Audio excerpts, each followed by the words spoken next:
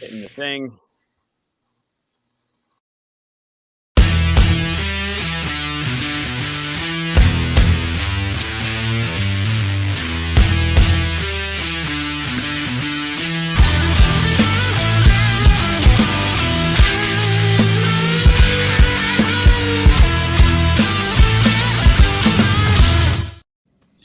Hey. Go I know, right? on Isn't it this. catchy?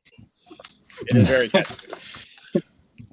Way more Welcome. catchy than ours. Welcome to Full 42 on a Monday, another Monday where we don't have Chris. Chris is still a little bit under the weather from something he caught actually. So we wish him the best. Hopefully he's watching. He'll probably hop into the comments and bust our balls at some point. Tonight we got a big show. We have a first-time guest, which I would love to run you through our normal lightning round, but Chris does that. I don't have that. But we will get to know you a little bit more. Hey, Kabuki Kid. Thanks for joining us. So tonight we're going to do a little fun stuff. We're going to like and subscribe, right? If you haven't yet, so do that thing. I have a couple, really an announcement with the holidays coming up. I know I feel lucky that you've been coming in on Mondays more often now. This is pretty good. Yeah, all day. Count how many times. Every time Tim's screen goes away and does the same. Oh no, we've infected your channel. Make it a drinking game. Yeah, we'll make a drinking game. Yeah. Every time Tim's thing goes. Oh boy, Yep. You'll die. be fortunate I didn't bring the bottle down here with me. I'm ready. So yeah, we'll introduce our guests from Board Game Rundown, and we'll talk about that. We're going to go over our top 5 card-only games, which should be interesting to talk about how we did our thing. We are eventually going to play Green Team Wins, which is also a favorite of ours. And then Dan is going to throw us under the bus for some sort of Star Wars thing. Do we want to start with that now, maybe? Yeah, why don't we open and show what a turd Dan is? Yeah. Let's throw ourselves under the bus from the get-go. Let's do that.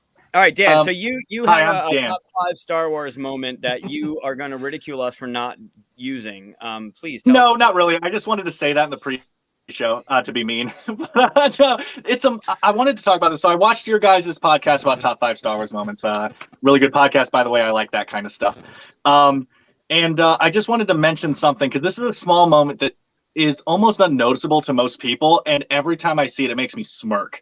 And that is, first of all, the entire Empire Strikes Back lightsaber fight is so much better and deeper than a lot of people give it credit for. There's so much storytelling in just the way they move and stuff in that fight. It's astonishing. I mean, but the moment that I love is that for the entire first half of that fight, Darth Vader's fighting with one lightsaber because he doesn't care at all about this kid.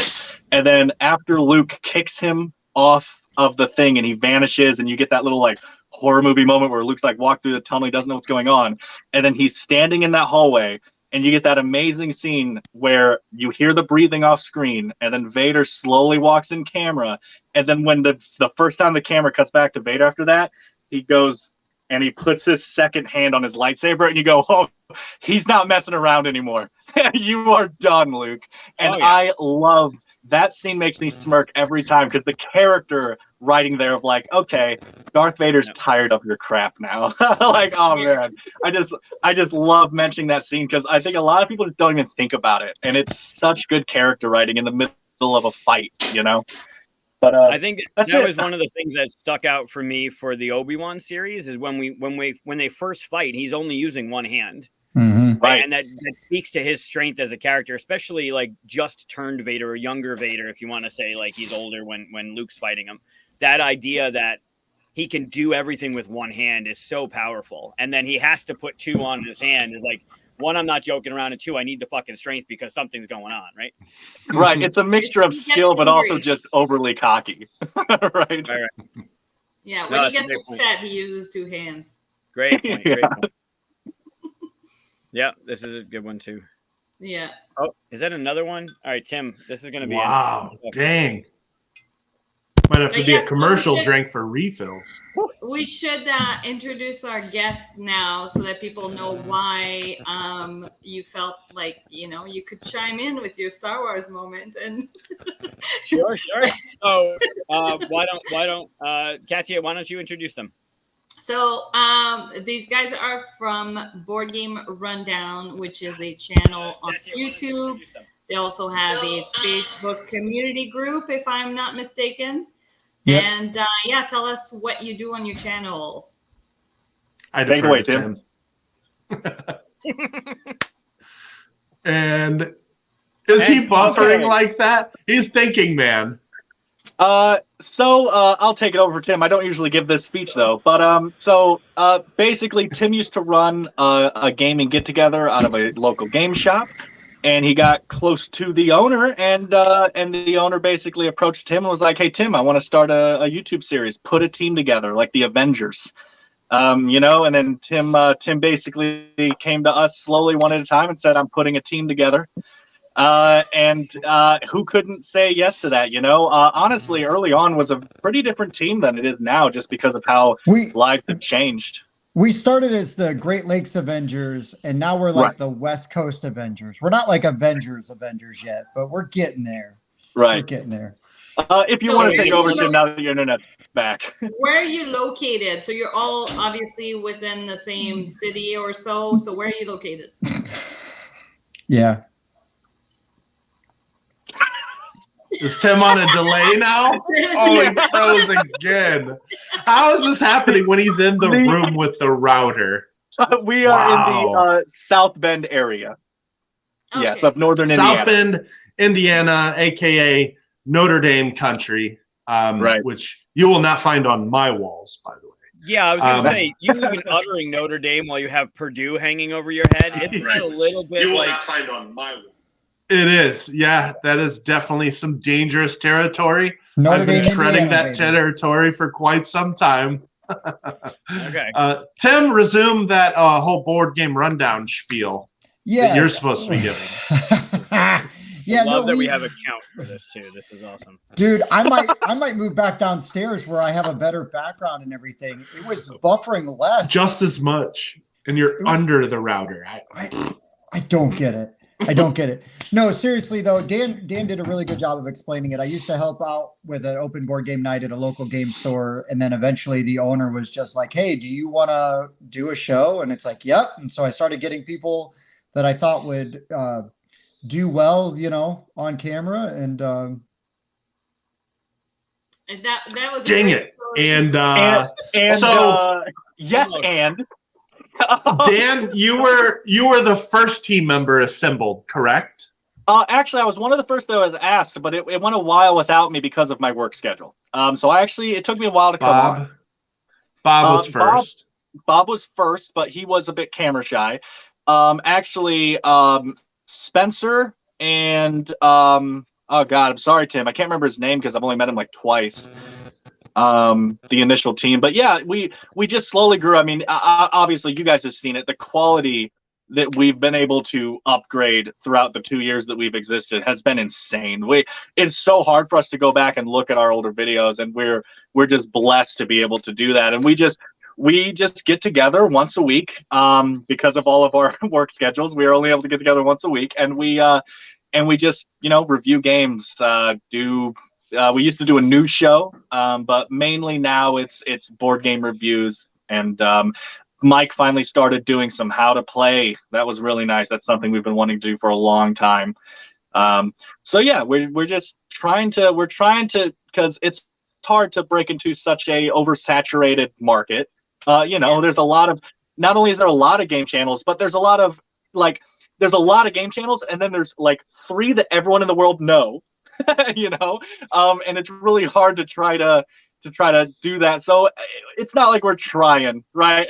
To be the best in the world. Like, we're going to take down Dice Tower, that's crazy. We want to have a welcoming community where we show up and we talk about games, and we sometimes treat each other like crap, because don't treat random strangers like crap. That's rude. Treat your friends like crap. That's a gremlin, isn't it? Is that a gremlin? That's great. Oh, yeah. Nice. So next week's show, I'll have Gizmo on. All right, let's bring back. Hey, let's see how this works. So while he's loading, I guess, I started only gaming with the guys about a year ago. I I originally met. I guess I started talking to Tim on Facebook Messenger, and then I was like, "Oh, you have meetups? Great!" And then I got invited to one, and then we played Lords of Hellas, and then a few months later, I was like, "Hey, you know that YouTube stuff you do? That's something I've kind of wanted to do for a while." I actually went to school to do some of that, and I fell into sales, and that's what I've done ever since. So I never had that chance to do anything like this. And then Tim's like, "Hey, hop on the show. And the very first video you do, I want you to explain the rules of Dwellings of Eldervale so that Breaking Games can butcher it." No, I mean, literally it was the first time I was on YouTube is I'm doing a brief overview of Dwellings of Eldervale, which a brief overview is still like 10 minutes of rules. Great game, by the way, but like I just was not prepared for that. So I think it was actually Peter Vaughn that gave me a laundry list of rule corrections on that video. It was like, "Hey, welcome to YouTube, Mike." No, we've started doing a lot more top 10s. We just find them really fun to do. It's just fun coming up with lists, talking about games, telling Dan his pick is wrong, anything like that. That's just what we do. We just give each other crap and find an excuse to sit around and talk about 10 games for a couple hours. So basically, Dan is me in the full 42 because my picks are always wrong. So Dan, gotcha. I can sympathize with your pick. Well, technically, Tim is wrong is one of our banners, first of all. Secondly, we actually had a top 5 video of things Tim is wrong about. Oh so God. There's levels to this there. So listen, it's that whole video is incorrect. That whole video is wrong. He's right now, Tim is wrong. Yeah. All right. One thing I like about your channel is, for those who haven't seen it, is that you guys are all in the same room. You're around the same table doing your segments, and I wish we could do that because I find that brings like an even better layer of like bantering and camaraderie, where like for us we're all remote, and I wish we had that, and that's why I enjoy watching your channel too, is because you're all together and it just looks fun and you just wish you were there as well. That's awesome. I am so flattered. That is the kindest thing that you could have said. Thank you very much. We try to have a good time. We try to present ourselves as we really are, and how we act when we play games together, like idiots. But for the most part, we have a good time doing it. So it definitely brings an element of charm to the show, because the shows that we've done from the Gathering feel completely different than the shows that we do on Monday nights, because we are together, right? You can actually feed off each other in the same room, and there's a little bit of new energy. Yeah, especially when we do like our top 10s, and we go into them and we'll banner back. Our top 10s will take like 2 hours plus to film a lot of times. Just another idea of how random we get in the studio. Just yesterday, that card game Scout, which by the way, I did not include in this list because it has chits. We'll talk about it later. We'll talk about it later. But anyway, we reviewed it yesterday. I think we made 4 references to the band REM during that review. I'm just saying, that's how random we get. We just feed off of each other. And some people are like, "What's REM?" It's a type of who? That'll date you. Oh my goodness. Correct. Did you review the original Scout or the new one with the theme? Yeah, the new one with the tacked-on theme. We called it that in the video as well. Okay. Yeah, I trashed the theme pretty hard. That was my biggest complaint about, like, why? You're Elliot and you play trumpet? Who gives a crap? Yeah. This is a card game. Right. Yep. So I have 2 questions. Steven has talked about one of them just now. Does Tim buffer in real life? Yeah. They wish I would. Okay. I was about to say I wish so hard. Okay. Our videos would be so much shorter. Listen, this is a great reference. Well done. There we go. Kabuki Kid. Yes, well done. Nicely done. my other thing is your videos are recorded and then edited, correct? You're not. Yes. Do you ever think about doing live ones? Do you do live? Well, ones? we've been starting to do live ones kind of all from home. We are working out the kinks to do live ones actually from the studio. Nice. So those are all things. Yes, we definitely want to do live ones because it's a ton of fun to interact with people and the comments like as they pop up. It is so it's fun talking to everybody else, but to actually like interact with people like watching is the best. Nice. Well, just the other day we did a 3-hour live stream that was a top 10. And the top 10 ended about an hour and 40 minutes in, and the rest was just us chilling and talking to chat, and we don't care. Yeah, just talking to chat. It's so fun. Yeah, that's kind of like us. We it's funny because like I remember sharing an episode of our show before, and the response was like, "Wait, this is supposed to be a top 5, and your show shows us like 3 hours." Yeah. Boy, Bob. That's Bob from the show, by the way. Yeah. You see a top 5 and the thing's 4 hours long. It's like, what the hell we are actually they talking about? We just got that comment on our 3-hour video where someone said, "Yeah, so are you guys going to do timestamps? Because this is a top 10 and it's 3 hours, so I don't know what's going on." That you really have to, because even the first one we did, me and Tim talked about like fantasy sports for 15 minutes, and then it was half hour of sports, and then we're like, oh, let's meander into this top 10 list we mentioned. So yeah, we'll add timestamps so people know when game talk actually starts or ends. Yeah, we'll get around to it. Oh yeah, I know, right? It's nice when you edit it because you can cut it up into segments and do like a top 10 and edit that to the top 10 and do like we talked about Star Wars for a half an hour and then do that as another post. But it's so time consuming to get into editing, right? All that stuff. That's why I kind of like that we just do live. It's more stream of consciousness. There's more banter. It's more just bullshit as we talk rather than an edited. Like, I don't want to be professional. I just want to sit around and have fun and drink. I'm hanging out with my friends. I do have a confession because before football season, I was watching you guys and commenting on the videos. Then Monday Night Football started happening, and I was watching like Manning Cast and things like that. And I have not been as good a friend to you as I needed to be. So we've talked about that. We filmed Sunday from noon to 5 or 6. So the time we'd like to watch football, we can't. And then you guys are on. We're like, dang it, we didn't get to watch football yesterday. So all right, you guys should all just go over to hockey because hockey is the better sport anyway. Oh, see, this is true. See, I can't film on Saturdays because I have to watch Notre Dame football. That is appointment viewing for me, even if it makes me sad. Hockey, I just don't have a team. I guess like the Blackhawks, I guess, right? Notre Dame has a hockey team, just saying. No, come on.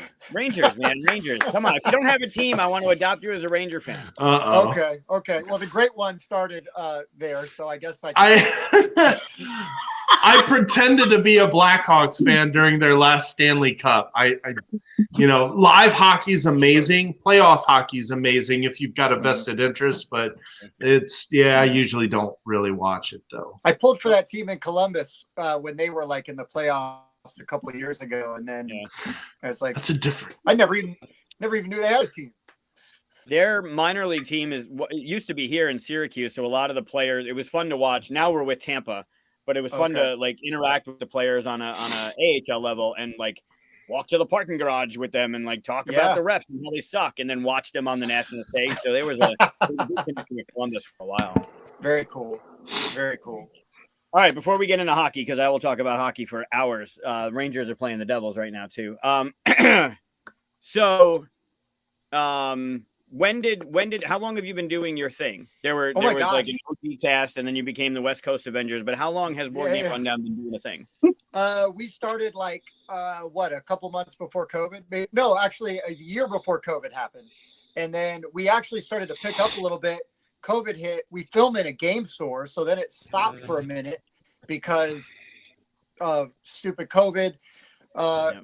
Which I get it. We're all trying to be responsible. So then we started back up after things started opening up again. And thankfully, it's just been bigger and better ever since. So like our first couple episodes probably dropped 2019. And I would say don't ever go back and watch those. If I could burn them from the internet, I would. I mean, I appreciate them for what they are, but we have come so far, as the channel, and just, discovering your identity and, just feeling it out, and the show evolving and becoming what you want it to be. I mean, I'm sure your guys' show has only improved, right? Like every time it just gets a little bit better. You start to like, no, we want to do this. Let's keep doing this. This is good. I like this. Get rid of this. Get rid of Dan. Bring in somebody else. Our show got better. I mean, it was like that for us because I was just gonna say the show definitely got better because I didn't start on the show. Okay. No, that checks out. It got better when Katia joined the crew. I mean, it makes sense. Yeah, it was definitely an upgrade for sure. It just keeps getting better. I mean, it really does. I mean, we just hit 2,000 subs, so that was kind of a big deal for us. That is a big deal. We actually, I think when I joined in March, we only had about 700. So we've really tripled in 7 months or so? Don't take credit for that. I'm not. I'm just stating numbers and times. Fine, I will. Associated with dates. There is a direct correlation, though, from when you join and the increase in people. So I just notice things. I'm a noticer. I'm actually going to vouch for that because I know that Mike has it in him to make things go viral, and you know what I'm talking about. And so I wouldn't be surprised if that had something to do. He's just good at that. I have a tendency to take things and run with them. That is very true. That is very true. I mean, we can talk about that. I want to redo it. I really do. I have an idea. We have to. Yeah, we'll talk about a Katia challenge number 2 or a 2.0 something. The sequel. Yes. I'm like, except now I'm like trying to find this weird way to plug our channel when we do it. I hate to say that, but it just, we talk about the show a lot and we like seeing it improve and it, it's kind of like if I have free time, it's like I've become obsessed with this whole board game rundown thing. It's crazy. So I'm just glad to see it's doing well. Speaking of growing the channel, there's something you want to talk about that you're doing over there. Ooh, that's a Tim question. Doesn't have to be because he can't speak on it. Okay, Mike. We are giving away Frosthaven, which is a big deal. I don't know of other channels giving away Frosthaven. This game's going to retail for $280 plus. So yeah, all you have to do is we uploaded a video today. It's simply called Frosthaven Giveaway. You don't even have to subscribe. We'd like it, but all you have to do is comment. That's it. A comment and you are entered to win. It's completely random. You can get a free copy of Frosthaven just by making a comment on a 5-minute video we posted today. So very cool. I'm very cool. Yeah, do it. I wish I could. You just got to make a comment on the video on the YouTube channel? Yeah, that's it. Cool. And you can't be one of us. So there you go. No. Yeah. But my alter ego can. How many YouTube accounts do you have, Mike? That's where all those subs come from. I'm revealing secrets here. Thanks, Mike. Yeah, we're just gonna enter as the full 42. I'm gonna enter as myself, my old account. Like I'm going all in for this. Totally legitimate. All right. Yes. Let's get to business. Yeah, let's do the thing, right? I mean, fun business, but well, yes. The whole time I'm doing this, I didn't have this thing up, so. Oh, welcome, Board Game Rundown. Hey. Join us. Join us. That's us. 2.5 of you to join us for a top 5 card-only games for our viewers to, check out. I mean, card-only games are nice also because a lot of them are small, stocking stuffer ideas. I was going to do announcements, but I'll do announcements after the top 5, I guess. Oh, I'm sorry. I totally forgot. That's a new thing. We're trying to include announcements, and half the time we forget them.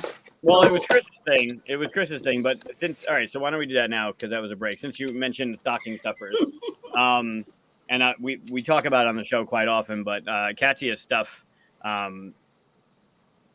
if you don't know her art, and I'm going to plug my own thing here for a second. She does the board game mosaics, and one of my favorites is this bad boy. Yeah. Right? Like, come on. It's ridiculous. That is for the game Stuff of Legend. Yeah, which is getting on a boat for this people who are not familiar with the game. This month. But on her site, if you go to her website, which should be in our show notes, if it's not, Chris should put it in there. There's really cool things for this year. Oh, that's not really going to do anything, huh? Look at that. It is a Charlie Brown Christmas tree ornament made out of board game pieces. Nice. For those who don't know Is it on camera? what it is. Okay. No, we can see it. Looks great. Okay. I'm just blocking myself, so yeah. So the calendars are in, right? They're shipping to people that you've already that backed it, hopefully. They're shipping, and I honestly don't know if I'll have any extra to put on the website. Perfect. So because I did sell some at PAX. So yeah, they may just get sold out this year. So They it is what it is. look so good. They look so good. I wanted to ask what the pine needles were made out of, but then I was like, she's just gonna say green pieces, so I shouldn't. No, there's so many of them. There's hold on, if you hold it there. So I see that there's some dungeon pets in there. There's some. Oh yeah, the dwarves. Witchstone pieces. There's Athenium wand, Athenium Mystic Library wand, and there's some birds from a really crappy bird game that was being sold at like a discount store. Nice. The wine bottles, those are from Raccoon Tycoon. There's some little hammers from In the Hall of the Mountain King. The one big green pieces there is from Trajan. There's I believe there's some elves from Santa's Workshop. Yeah, all kinds of good stuff. So cool. You do have the mug version of it, right?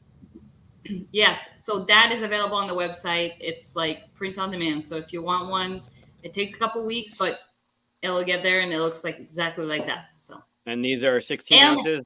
They're not 15 ounce. Yeah, 15 ounce mugs. So it's not like the little dinky ones. Baby mug. Good. Big There's mug. also, I love this one. This one's beautiful.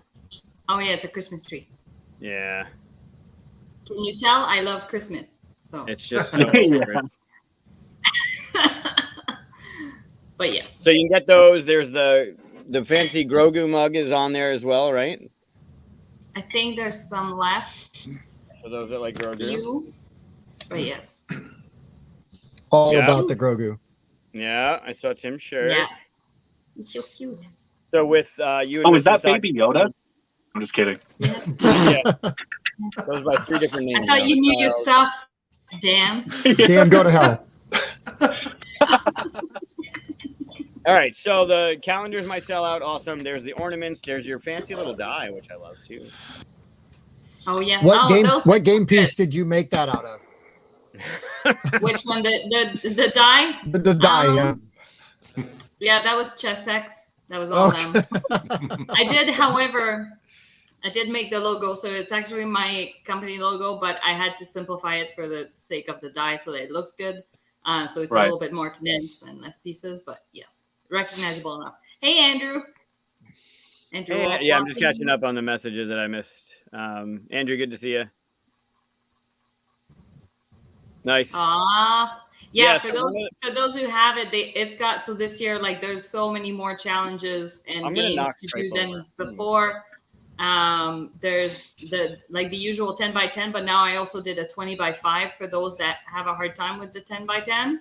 So you can put more games, and then you only need to play them 5 times, and then you can put your stickers like usual. There's some hide and seek, like some find the components in the mosaics. There's little challenges every month to try and accomplish just for fun. Yeah, that And, was one of my favorite additions. I think this year is that little find the items in the mosaic from the month thing. That was really that was backers suggesting it. So I think I made that a stretch goal, a social stretch goal, if I recall.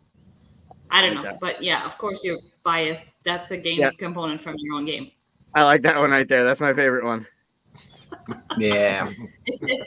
Funny enough, it's in the Frosthaven mosaic, so head on over after this to their channel to enter the giveaway. That's true. Hey, see how I did that? But yeah. So, anyways, if you're looking for last minute, there it is. I actually think that's my favorite one. I don't know why. I love that. So, I mean, I have a weakness for just winter themed anything, but I love that color combination. That's my favorite. And there's a lot of Gloomhaven and other what is it? Founders of Gloomhaven. There's a lot of pieces from there into that mosaic because obviously the game hasn't come out. Because normally I like to put those in, but worked with what I was sent. So yeah, worked out. I think so. Yeah. It's beautiful stuff. Yeah, and now we should get to our top 5. Now we'll do the top 5. Right. It's amazing. I have the calendar too. It's beautiful stuff. It really is. I mean, anything is just beautiful. So yeah, go there and look up stuff that you need to buy and add to your collection, or give us gifts with the holidays coming up. Mm-hmm. But yes, we have a top 5 card only. So card only. Start with Dan, and we'll go down to Mike and Tim, and then we'll talk about it. What did you guys do for this? What was your qualifier for top 5 card only games? Like, was it literally only? Did you eliminate like other stuff that we talked about pre-show? How did you do it? This was slightly easier for me than maybe other people because I don't play a lot of card games. So the list that I had to draw from was really low. I don't like trick-taking games, so that eliminates a bunch of possibilities for me, and I don't play a lot of normal like 52 card deck games like poker and stuff so like just card games in general. I just don't play a lot. So the list I had to look at to even draw from was pretty small, so that made it slightly easier for me. And then on top of that, I did try to be as literal as I could. If you guys wanted tokens, you would have said card games, but you said card only games. And I was like, okay, that wording is very specific. I will do as much as I can to hold that, to the point that like if the game has tokens that affect gameplay, you're out. Yeah, 3 strikes. But if they're just endgame scoring tokens or something that you can play without, it doesn't affect gameplay at all, I don't think that matters. That's just in there for quality of life, right? Not for gameplay. And so yeah, other than that, yeah. And other than that, I do have one game that could technically break my thing, and we'll talk about that when we get there. Okay. Uh-oh. Mike, he's already setting us up for the list to be broken. Wow. Yeah, we'll be fine. We'll be good. I was also as literal as possible. I wanted to include like Shards of Infinity. That's my favorite pure deck builder, but you cannot play that game without the player board and tracking your health and mastery. So there's a lot of games where there's just these tiny, like the Crew, you can't play that without communication tokens. So yeah, I was very literal. On the other hand, I kind of had a period of my gaming where I was between game groups. It was like I met a group, I moved, and then before I met these guys, I didn't have a gaming group. So I was teaching a lot of games, and I would game with people that would only play short stuff, quick games, easy games. So I've taught a lot of simple, easy rule set gateway games. So I had a pretty big list to pull from, but still, when you start canceling out games like The Crew that literally has 4 tiny components, the list gets smaller real fast. So it was fun to come up with this one. The list gets as small as my drink every time Tim buffers. Tim, how did you look at this one? Man, I did the same thing you guys did. I just, if it had a token or something like that that's integral to gameplay, I took it out, right? Like Growl is a game I love, but you use coins to keep track of your score. Out. Sentinels of the Multiverse or Marvel Champions use a lot of chips. in those games. I love those games. Gotta go. So yeah, I streamlined it down. I actually had like 11 games I could pick from. I know Dan was worried, like, oh, it's really easy for me, humble brag. Play more games. I wanted to do NHL power play, but there's a hockey goal that you use. So there is. Yeah, that's out. That's out. They need another version of that, an updated version, because that's an underrated deck builder. Yeah, that's a really good one. Yeah, mine would have been Fox in the Forest, but there are scoring tokens that are used, so that one was out. There was a few other ones. Yes, Scout that we talked about has scoring stuff, and can't use that. So did you just do literally card only? Was that your qualifier? Like you took the same stuff out? So here's the crazy thing. I even thought of the game Guillotine. Yeah. But it comes with the cardboard guillotine, and that is I did put it in there because of that. It was one of the last ones I eliminated because the version I played, we never used the guillotine because it doesn't actually serve a purpose. You just need to know which, like, we're moving all the cards to the left. Okay, all the cards move to the left. Pretend there's a guillotine down there. But there's a guillotine. I played that so many times without it that, like, I wrote it down and it was a late elimination. Like, okay. Game, even if it has that component, like, yeah, it's a funny game. It's entry level. It is. Yeah, it's a good one. Just the whole theme is hilarious. You're literally trying to collect points off of the best head you can chop off. So, great old game. Yeah. All right, cool. So then, but that's a no. No guillotine. Yeah, that one is a no. Yeah. So shall we start with Dan and make our way around? I mean, start with Dan and go around. Sure. Sure. All right, Dan, you're going to start. Sure. As I always preface my list is never in order. They're just 5 games.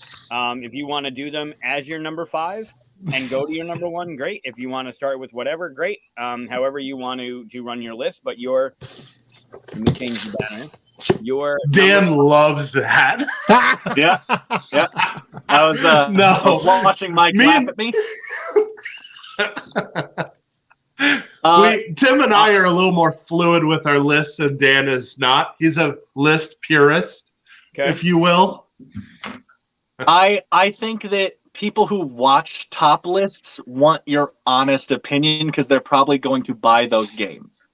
And so if you leave other games off just because they're mentioned by other people or something, then they're getting a different impression than they would like. That's all I'm saying. Sure. But we normally, so in all fairness, when we end up with duplicates amongst ourselves, we do mention which position it stole. It's like, for example, if your number 5 is my number 3, then I will say, oh, I actually had that on number 3. And then I'm going to put a filler in there. I'm going to put an extra one in there, but we do mention it because, I think it's important. Like you said, people want suggestions and they want to know which one you actually prefer. So it's a good thing. I'm also just gonna hedge a little bit by saying I have the worst memory in the world. If one of these games has a token, that's hilarious because I don't remember that. Actually, my number 5 is my one game that I said is kind of maybe cheating because the whole point of the game is you don't know what you're getting until you buy and open the game. So some have tokens and some don't. And that is the Deck-tective or Deckscape games from DV Games and DV Jokey. They are like escape rooms in a box. And the thing is, I've played some that have only cards. There's just, 40 cards in there. But then I've played some that have that red thing that you see blue letters through red lines and stuff you never know what you're getting. And so I'm just going to count it as it is marketed as a card only resettable game, and some have extra tokens. But if you haven't played the Deck-tective, I think the Deck-tective system is genius, where you're working together with an interesting card discard system where basically we all have evidence in our hands. But in order for me to play this piece of evidence, 4 cards have to be discarded. So we're going around one at a time and we can't tell each other what we have. We can only say the name of the card, but not what evidence is on it. So we can just say I have the newspaper from the day.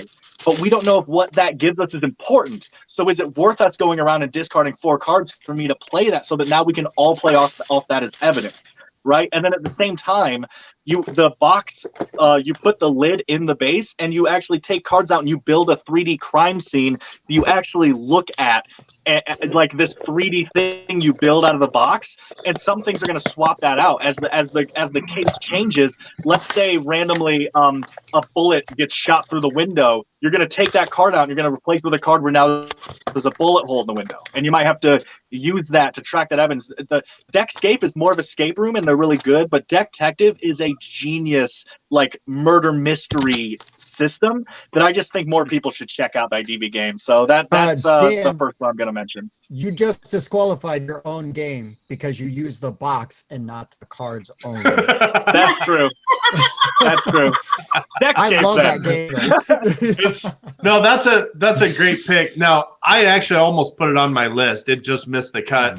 The 2 I've played, both of them only had cards. So there you go. But yeah, I really like how you actually have to pay attention to the crime scene, because there is vital information in that crime scene. Like you gotta scour that thing. It's very important in those games.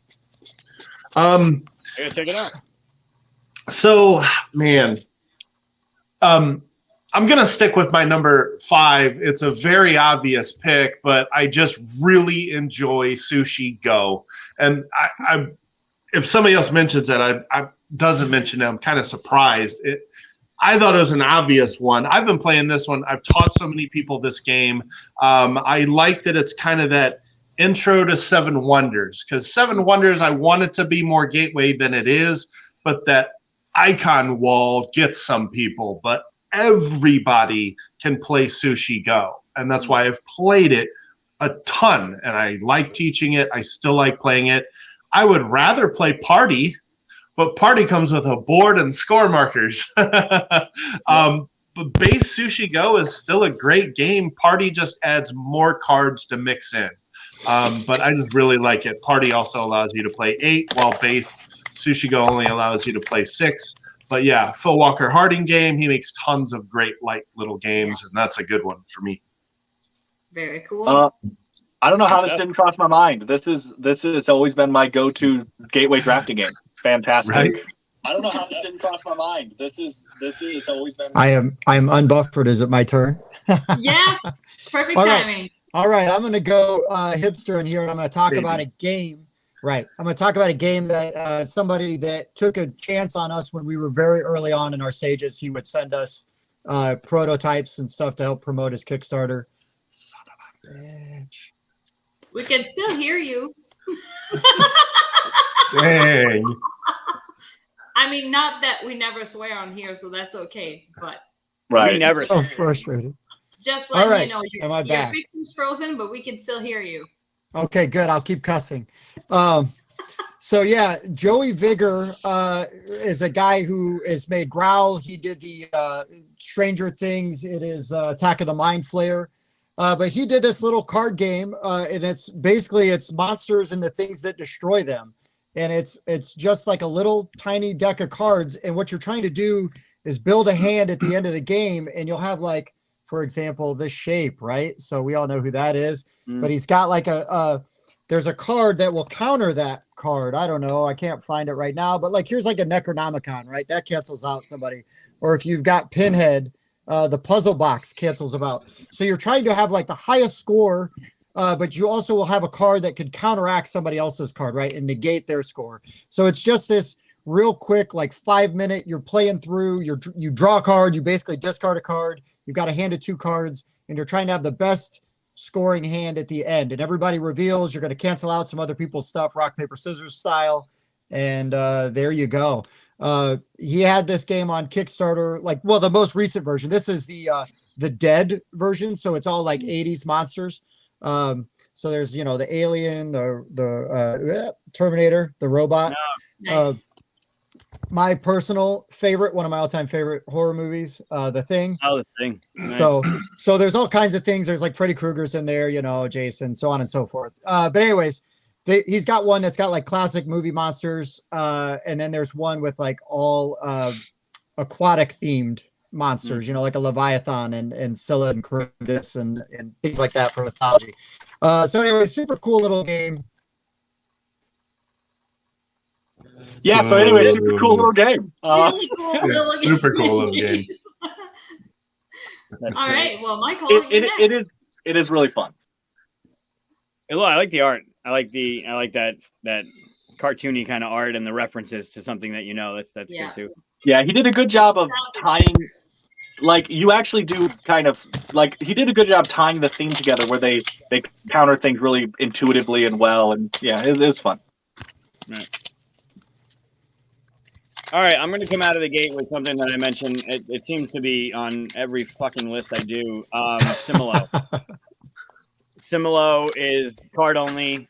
You can mix decks and use one as the target and one as the clue. Game is just brilliantly fun. It's easy to pick up.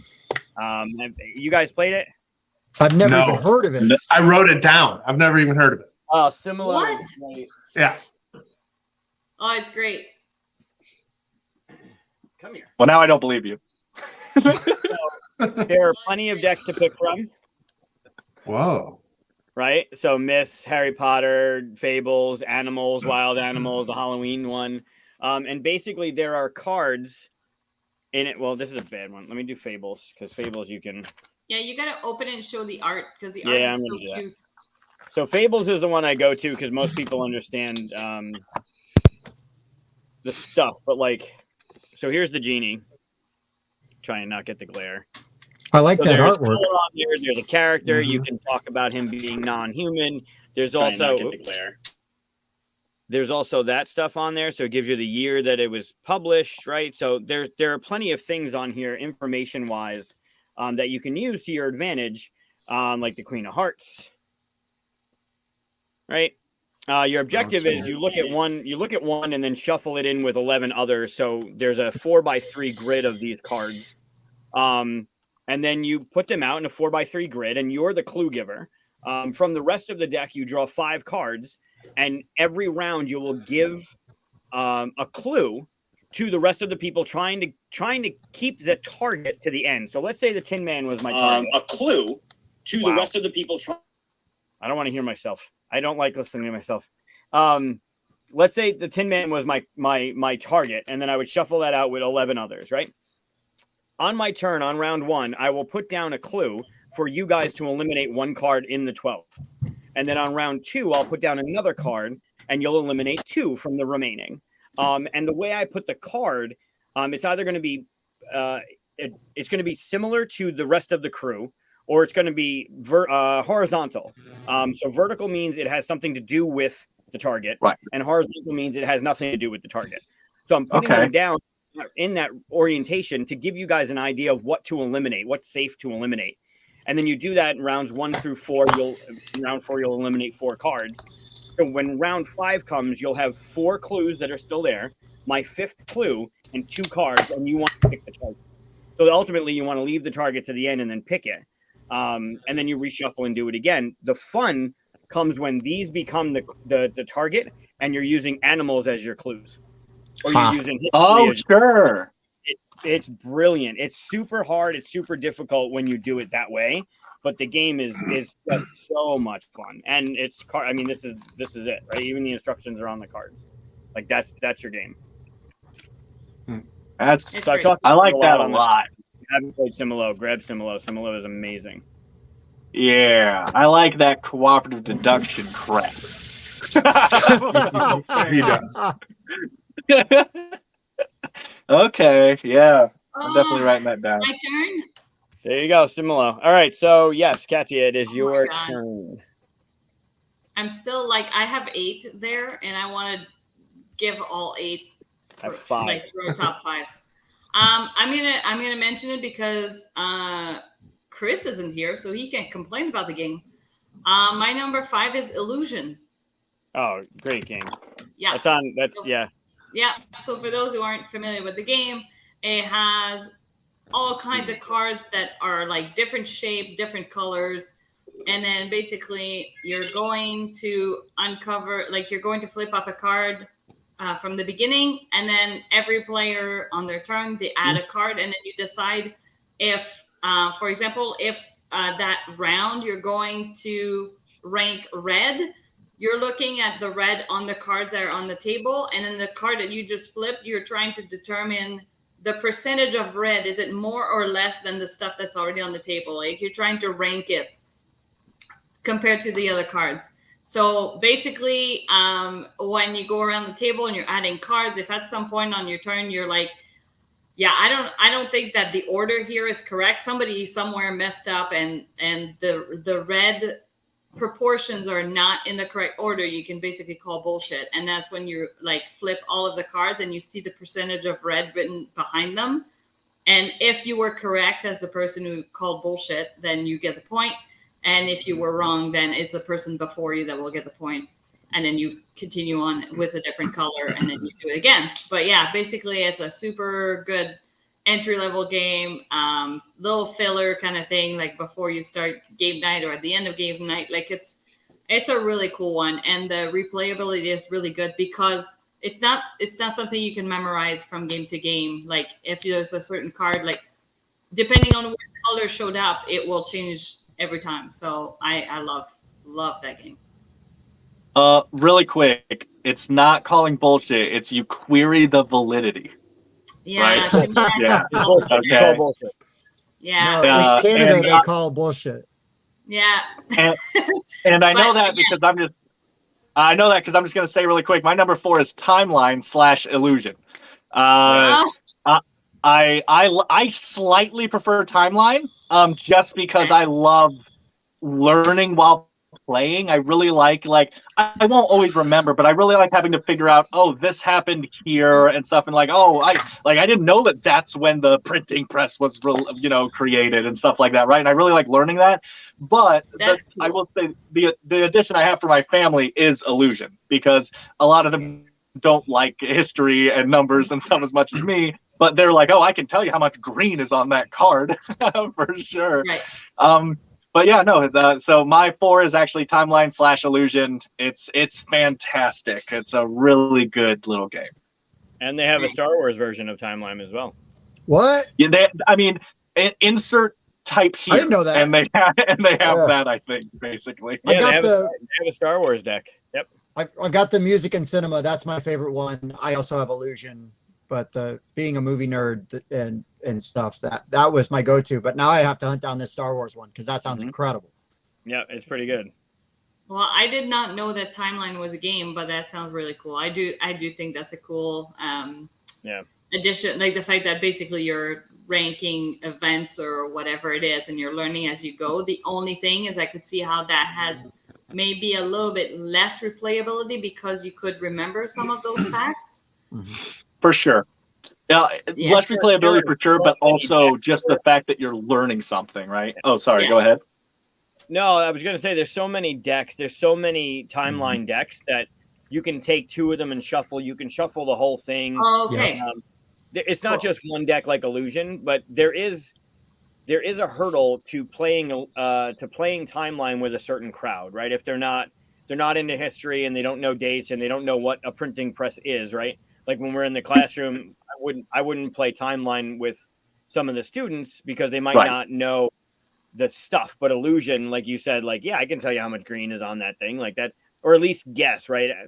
Same thing with timeline, you're guessing, but it benefits those that have prior knowledge of certain events or certain things in history.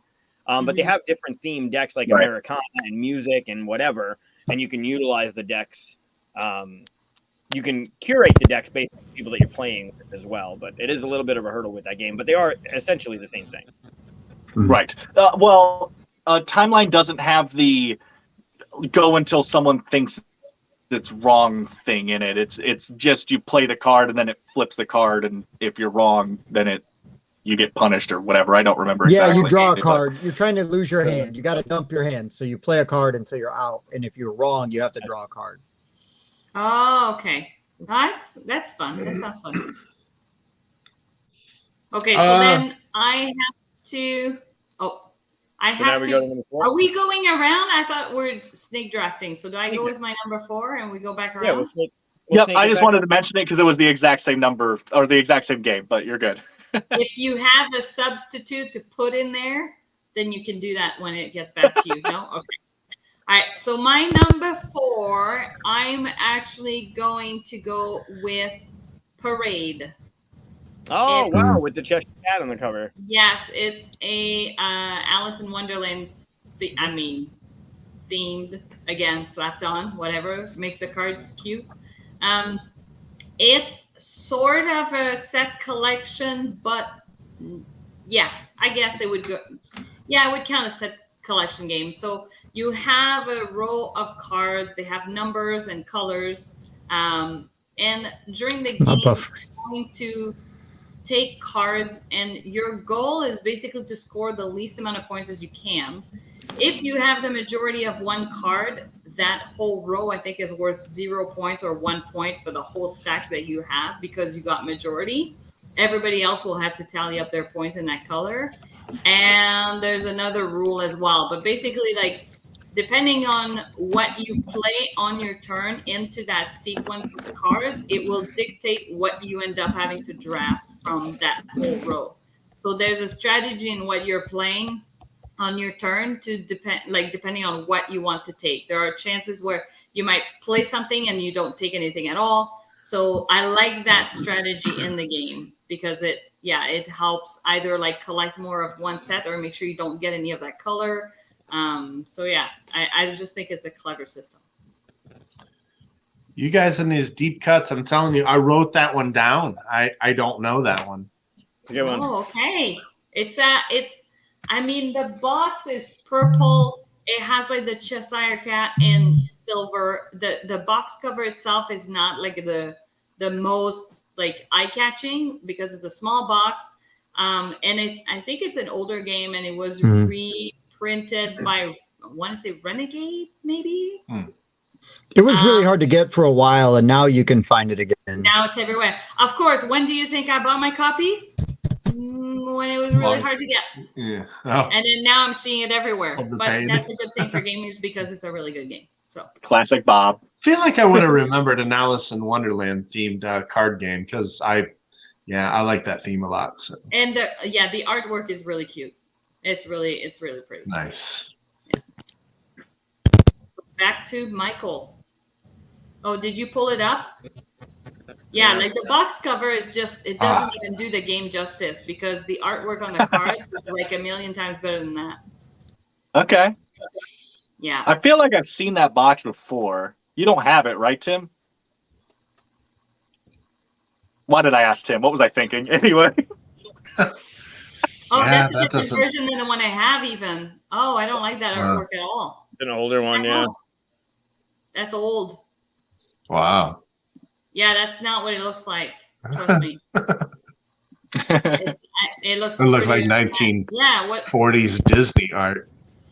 So there goes Michael trying to find nice pictures to show people the game, and then what's pulled up there is like the old stuff. Come on. There you go. Yeah, really backfired. I know. Oh, this one. That's that looks way better. Right? Yeah. I like this game quite a bit. It was really hard to find for a while, but yeah, it's easier to get now. Well, I said, Tim, do you have it? No, my sister does. I played her copy, wanted to buy it. It was out of print. And now I just have been too lazy to go out and actually find it and purchase it again. Gotcha. I've seen that box before, so I wasn't sure if it was through you guys. So.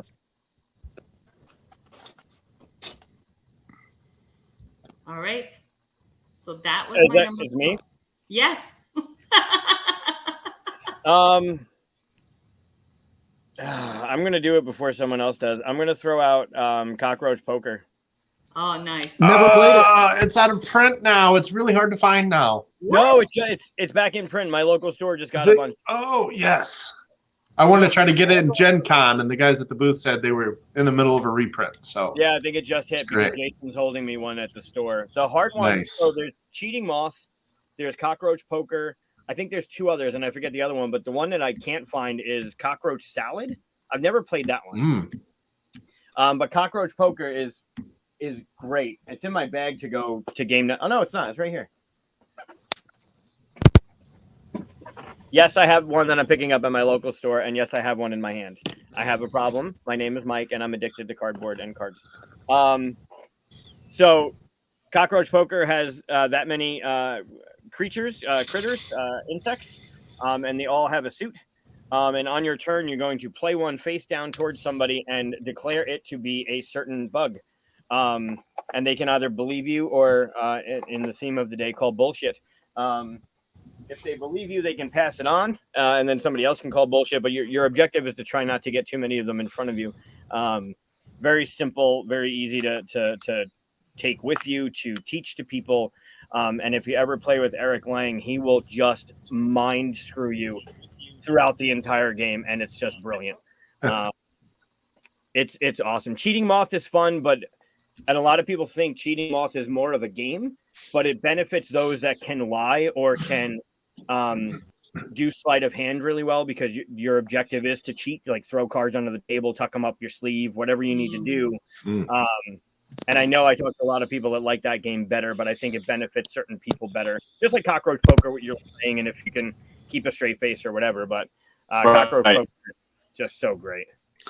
I still need to play this one, but it became really hard to find, and I love bluffing games. It's fun. Great. It's a good one. It is great. Yeah, check your local game store, because I know he just got. I was end of last week. I think he got them in. So, and that store usually gets stuff later than everybody else. So you should probably have it near you. I'm so glad that Kabuki Kid mentioned Milborn, because I grew up playing Milborn. It's a card game, like he said, not the best card game, but you're basically driving a car. Everybody is driving, and then you're playing cards to like give flat tires to other people, slow them down and stuff like that. So you're trying to get as fast as you can. So you're trying to play like cards that have points on them, and then you score at the end of the game. But yeah, like he said, sometimes you're waiting for a go card because somebody played the stop one in front of you, and you're having to find that green light or whatever it is to go again. But it's a classic. Like almost everybody here, like where I grew up, almost everybody's played that. So it's fun to see other people mention. A good one. Very cool. All right. Number 4, Tim. All right, I'm going to try to do this. Let's see. Mine number 4 is from Grandpa Beck's Games. It is one of my favorite like small companies. Perfect. Oh, the suspense is killing me. Which one? Which one do you think it is, Mike? It starts with an S, because he mentions that one all the time. He's mentioned it in a recent video even. Oh, there he is. What is it? The suspense is killing us. Okay. Grandpa Beck's Games. Skull King used to be called Scheming and Skull King. Skull King. Bummer. Man. Well, at least we got the name of it. That was one of the ones that I gave out at QsCon last year to all VIP members, was Skull King. Oh yeah. Very nice. Yeah. Growing up in the Midwest, we played a lot of euchre and spades. This is a fantastic like twist on that. Just makes it a better game. This was one of the first games I played at a Geekway to the West that I went to, and never looked back. Absolutely love the game. Family, friends, people buy it after we play it, unless you're Dan and you don't like fun, because it is a really cool trick taking game where you start your first hand is literally one card, and so you're calling how many tricks you can take, right? Each round, and you play 10 rounds. So your last round, you have 10 cards in your hand. So it's always fun to see like how well or badly you do. But I wore out a copy of the game, bought another one. This is probably my 3rd copy of this game. I love it. And I love Grandpa Beck's, right? So you support like the publishers you love, anyways. But yeah, it's always a good time. Anybody but Dan, we could play this game. I haven't played it. I played this past QsCon. That was the very you played it? Yeah, that was the very last game of the con for me. And it was super fun. You liked it? Okay, cool. Yeah, it's fun. It's just got some nice twists. I mean, it's basically spades or euchre, but with the fun, the pirates, and like what trumps what, and and things like that. But I have a good time with it. And yes, Steven, I didn't go to like the last 2, but I've been to several Geekways and usually enjoy it quite a bit. Yeah, because it's not that far from you guys, right? St. Louis, so it's like 5.5 hours. The only problem is the Cardinals are there, and that sucks. But other than that, it's pretty cool. Wow. Tell us how you really feel. Listen, I'm a diehard Cubs fan. I can't help it. I was going to switch to the other corner of the basement with the Cubs stuff, but it's too far away. Yeah. All right, Mike, number 4. My number 4. So I have to call an audible, actually. So I was so happy that I was going to be able to put this throwback on my list. And yes, holy cow. And I was going to be able to put this throwback on my list because I played it years ago a few times, and then it kind of slipped off my radar, and then I reacquired it, and then I found these things in the box. Damn. So I am not able to put paperback as my number 4.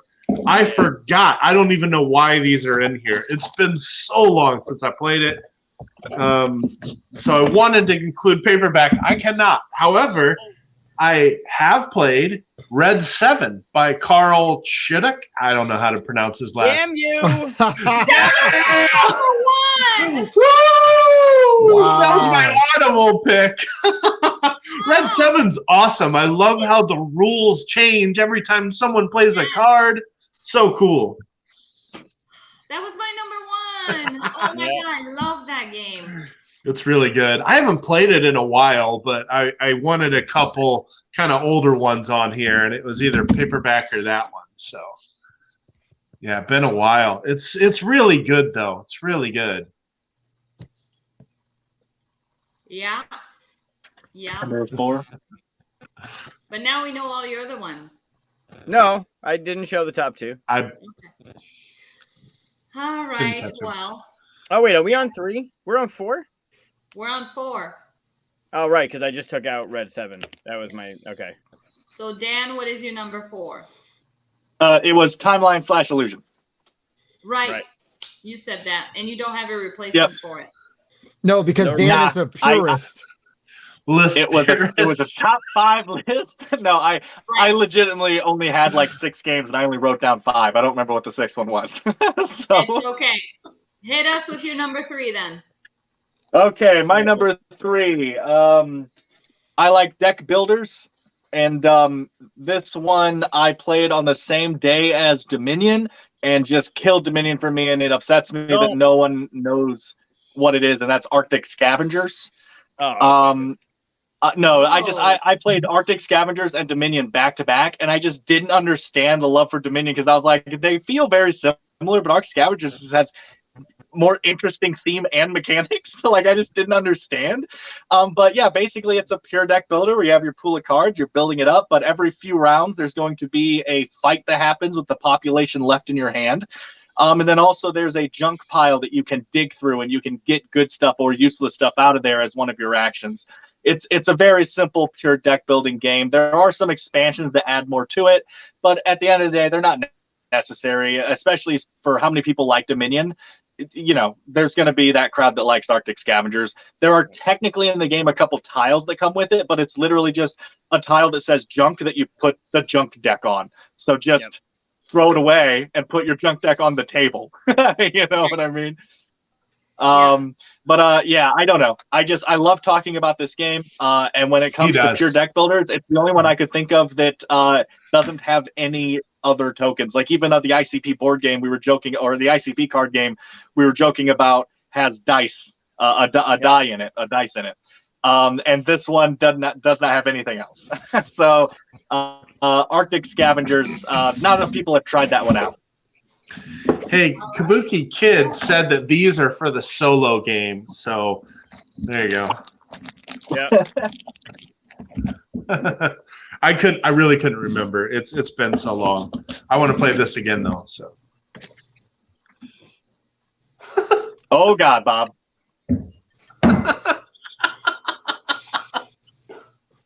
Hey yo. You guys keep me around for some reason. Excuse me while I whip this out. Yep, there you go. Yeah, Arctic Scavengers was hard to find for a while too, because I think it was a very small print run, and got overshadowed by a lot, and then people found it not a lot of people, but people found it and then realized like it had a little bit more to offer than, because it's a pretty cool, I mean, the theme, whatever, but it's a pretty cool mechanisms and everything are, what you're doing. It's a good game. Yep. I like the way the icons on the side, you line up all your icons and you're like, okay, I'll use these 3 cards to do 3 big action kind of thing in it. I liked how that system panned out. But yeah, we were actually, a friend of mine named Levi and I were at a Gen Con, and we had Dominion and Arctic Scavengers set up right next to each other, and we literally sat down and played Dominion and then scooted over and sat down and played Arctic Scavengers, and we just like talked for a while and compared them. Yeah, that's a good one. Good pick. I go. All right, good to know. All right, Mike, number 3. My number 3 has been mentioned in the comments, but that's fine. I really enjoy point salad. Oh. Point salad is it's a point salad, but it's thematic because all these little veggies that would consist in a salad actually give you points. I like the decisions that this game gives you. I mean, sometimes you can just load up on one veggie and try to catch as many scoring cards as you can for that one veggie. Sometimes you got to diversify. Very tactical game. Every hand plays completely different. I really like point salad. The only con I have to this one is that you can play a game in 10 minutes and then you're not going to use every card, but you have to shuffle the entire deck and they get grouped together. So it has to be a thorough shuffle. You're almost just shuffling as long as you're playing the game, but I like the gameplay enough. It doesn't bother me. I've probably played it almost like 30 times already. So, I mean, different things for different people. Don't like that one? It's one of my like most disliked games. Wow. That makes me so happy. But hey, I'm hopeful that is it Point City? Is that the new one? Yeah, that sounds I'm right. hopeful that's good, because Point Salad, I don't know how you've stomached 30 games of that game. I don't know how you do it. It goes fast. I mean, it takes 10 minutes. Sure, but you're never going to get those 10 minutes back, right? Wow. it's definitely not. I mean, our Wow. Chris has played it a bunch. He actually really likes the game, but yeah, it's definitely one of my lowest gaming experience. It is a great introduction. It's easy to teach people, look, this is what you're going to do on your turn. You're going to try and maximize your points by the end, and the cards you get are the things that are scoring for you. It's a really easy game to teach, but I don't know. I'm with Katia, my co-host, on that one. That's a rough one. When I played it, I wanted to hold the sign that Dan held up earlier that said bored. Nice. Nice. Yeah, that was how I felt playing the game. Yeah, that one right there. I was like, this is so uninteresting to me. It's like I liked it more than I dismiss alarm going off. I liked it more than I thought I was going to, but it's definitely not my game. But then again, it's a card game. But hey, like I said, different things for different people. And it's definitely a super popular game. So if you're looking for, ideas, you don't have to listen to me or Michael. Yeah, no. Or me. Plenty of people will talk to you about Point Salad. It's a very popular game. It is. It is. I mean, AEG does good stuff. It's not that they make bad stuff, and there's definitely people that love that game, and that's good. Yeah. Right? We live in a great time where there's plenty of options for people that are like, I shit on that game, and I shit on that. Great. There's plenty of games for you to not shit on. So right. Yeah. All right, Sam, you're number 3. All right, here we go. Let's see how we do. My number 3 is for Mayday Games. I'm probably stealing a game off of Dan's list. And this is one of my favorite push your luck games, and that is Dead Man's Draw. This where you're going set collection. That game is so good. It was out of print for a little while. It's back now. But I just love the suits and the way that suits do different things. And then you could, steal other things. You push your luck with drawing cards. It's just the best. I've never played it, but I feel like I would like it. So I'm going to write that one down. Yeah. You just reminded me. That was my number 6. Remember I said I had 6 games and I couldn't remember what the one I eliminated was? Dead Man's Draw was number 6. This was one of the first games I played when I got into the hobby. I used to play it all the time. The options this game has, where it's like, oh, you just want to change how endgame scoring works? Oh, cool. You just want to like change what the suits do? Okay, cool. You just want everyone to have an insanely overpowered asymmetric ability that makes no sense? Okay, cool. Like, the game has so many options. It's insane. I love it. The only barrier to that game that I can think of is having to teach everyone what the suits do, right? Because there's 10 suits. Some of them are really easy, like the treasure and the key. If you have a treasure chest, you need the key. If you have the key, you need the treasure chest. They work together. But the way the map works, the way the hook works, the way the sword works, that's the only real hurdle to that game. Otherwise, it's like you draw until you have 2.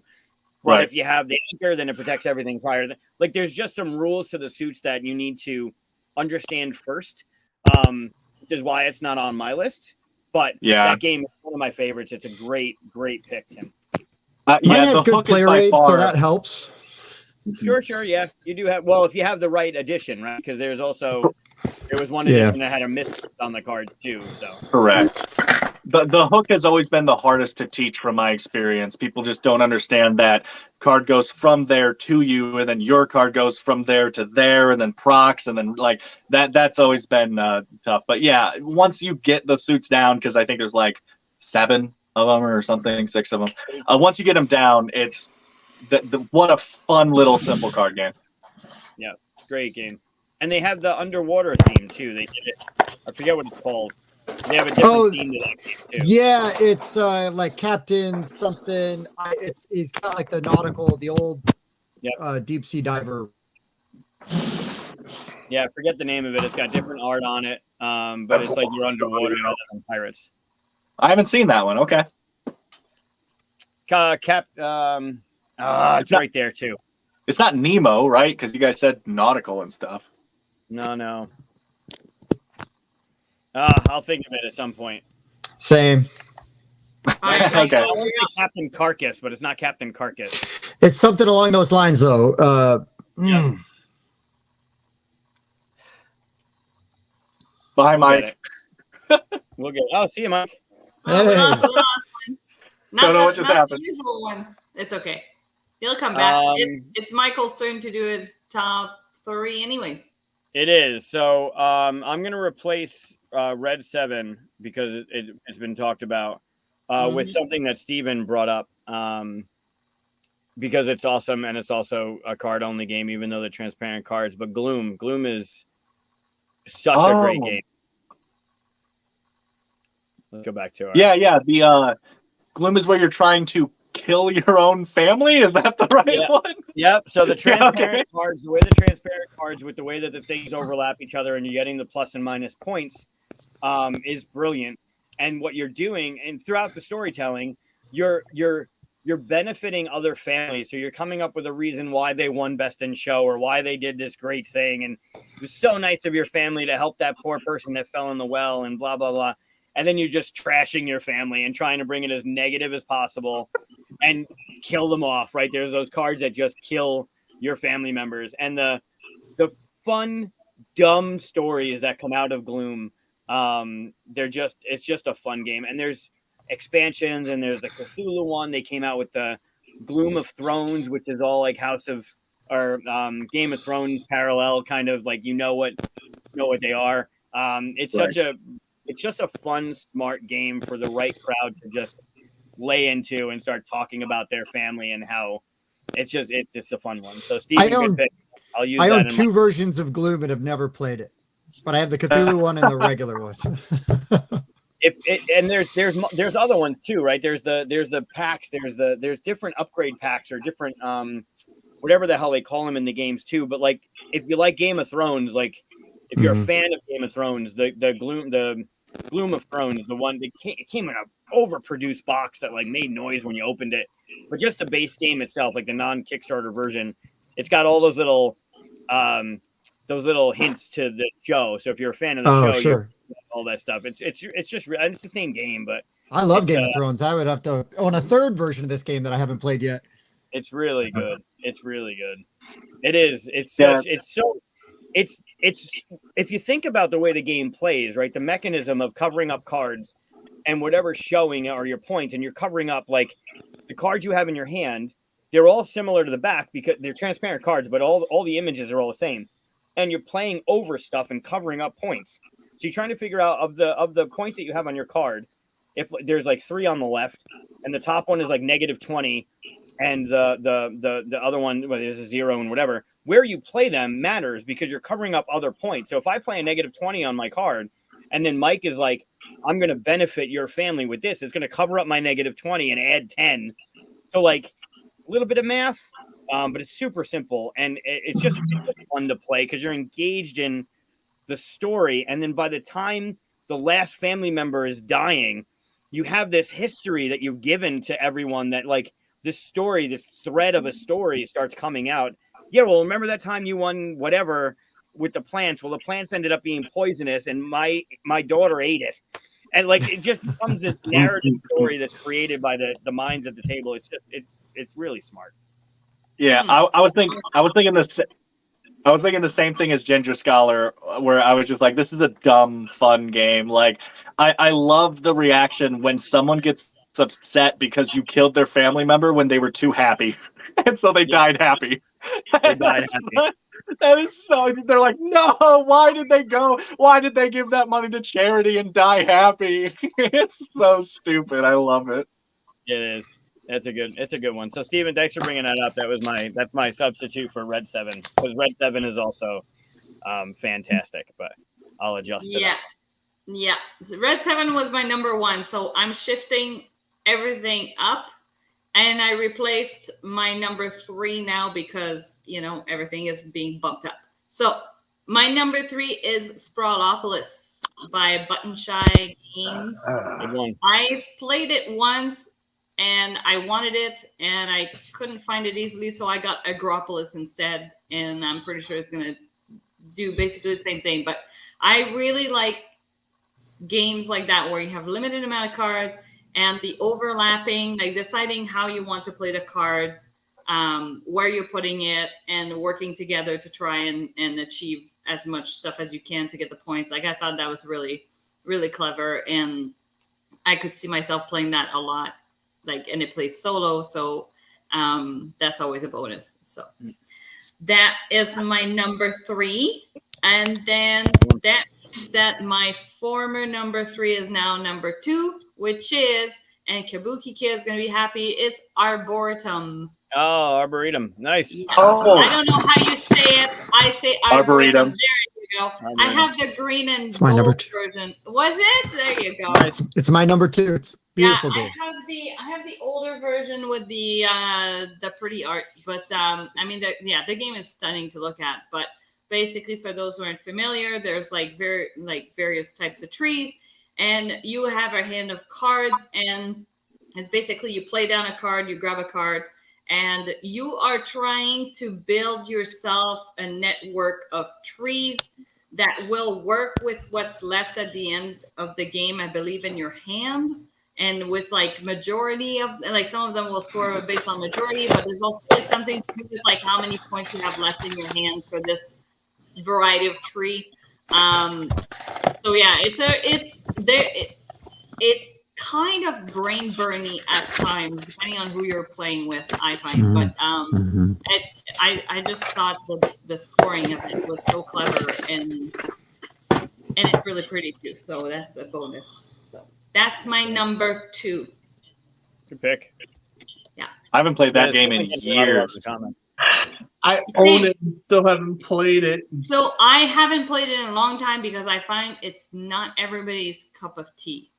Oh, sure. It's it's not for everybody. Some people find it. So there is some take that in the game, because you might hold back a card just to screw your opponent, and then basically they will have their whole setup, and they're like, all right, I'm gonna score this because they think the card is still buried, and then you get to scoring, and you're like, oh, you mean this thing that I was holding the whole time? And then it nullifies their entire scoring for that variety of trees. So it can get pretty mean. So I can see how some people don't enjoy that, but I kind of do. So Yeah, I enjoyed it. I enjoyed it when I played. It's seriously been so many years I forgot about it. But yeah, good. That was a fun little game. Good pick. So back to you, Michael, for your second one. Right? Number two. I'm gonna make a couple people happy in the chat. I'm just trying to find it. I know where it is, and I know who said it. There it is. My number two, Andrew. It's Star Realms. Has to be. And the game, it's so smart.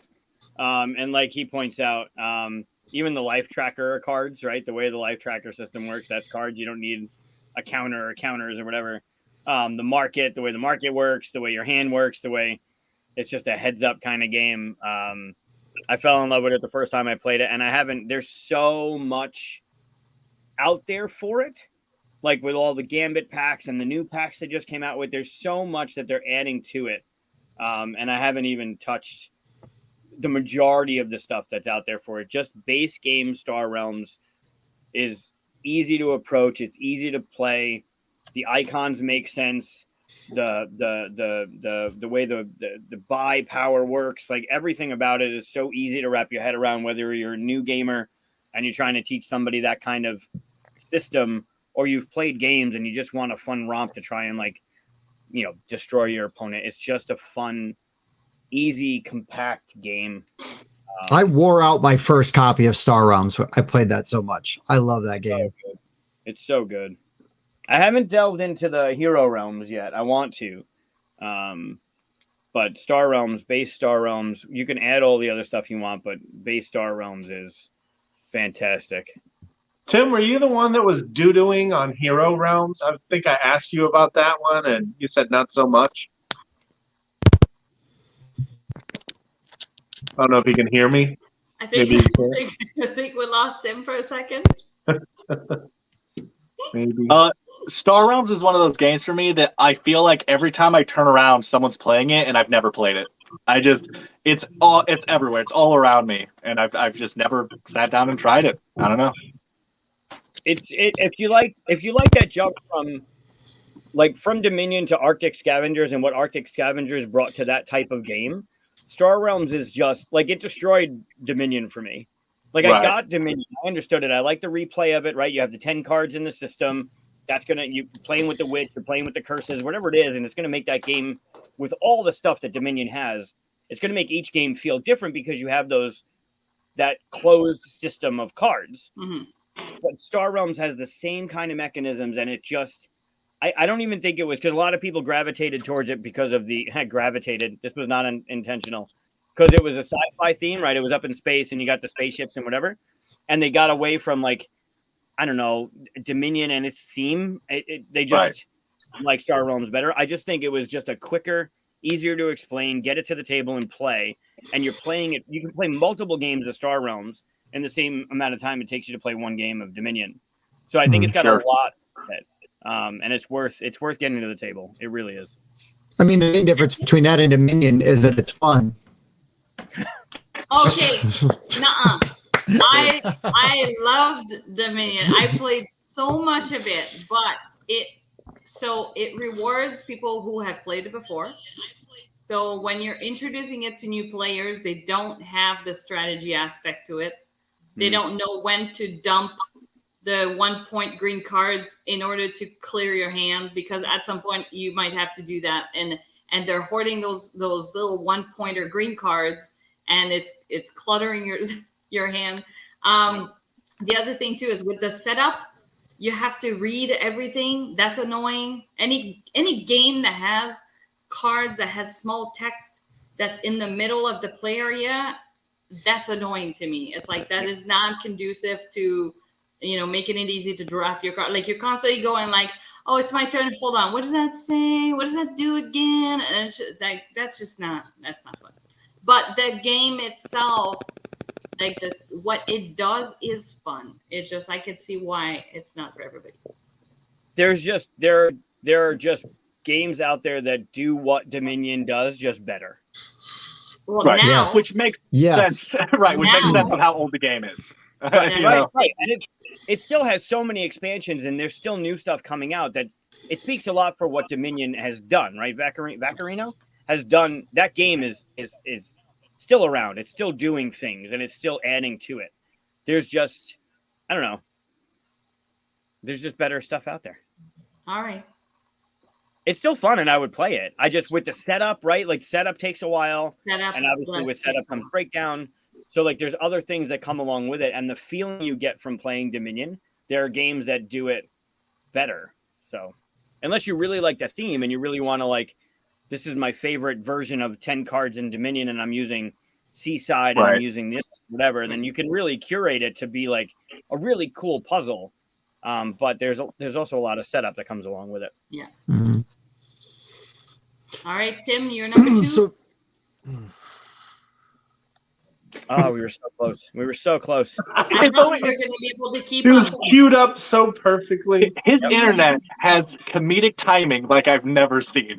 It's okay. Soon we'll get the little twirl, Yep. and then he's back, and then he's gonna. There you I'll have go. another drink. There we And go. Drink. yeah. Okay.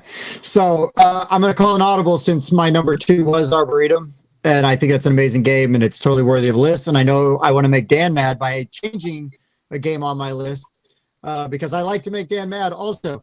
So DC, the deck building game, will be my number 2. It is, I know it's an older game. There's versions, there's games that do it better, but it is one of the games I first started playing when I stopped playing like Magic and Warhammer and started getting into this hobby proper. And so I love DC Deck Builder. Shut up, Dan. I don't care what you're writing. I love this game. I play it a ton. I've got almost every expansion for it. I play in tournaments. I just love DC Deck Builder. I don't care. I'm a comic book nerd, so I get all those comic book characters, and then I get to use them, and they, and their powers make sense for what they do. Like, give it to me. Give it to me. I love it.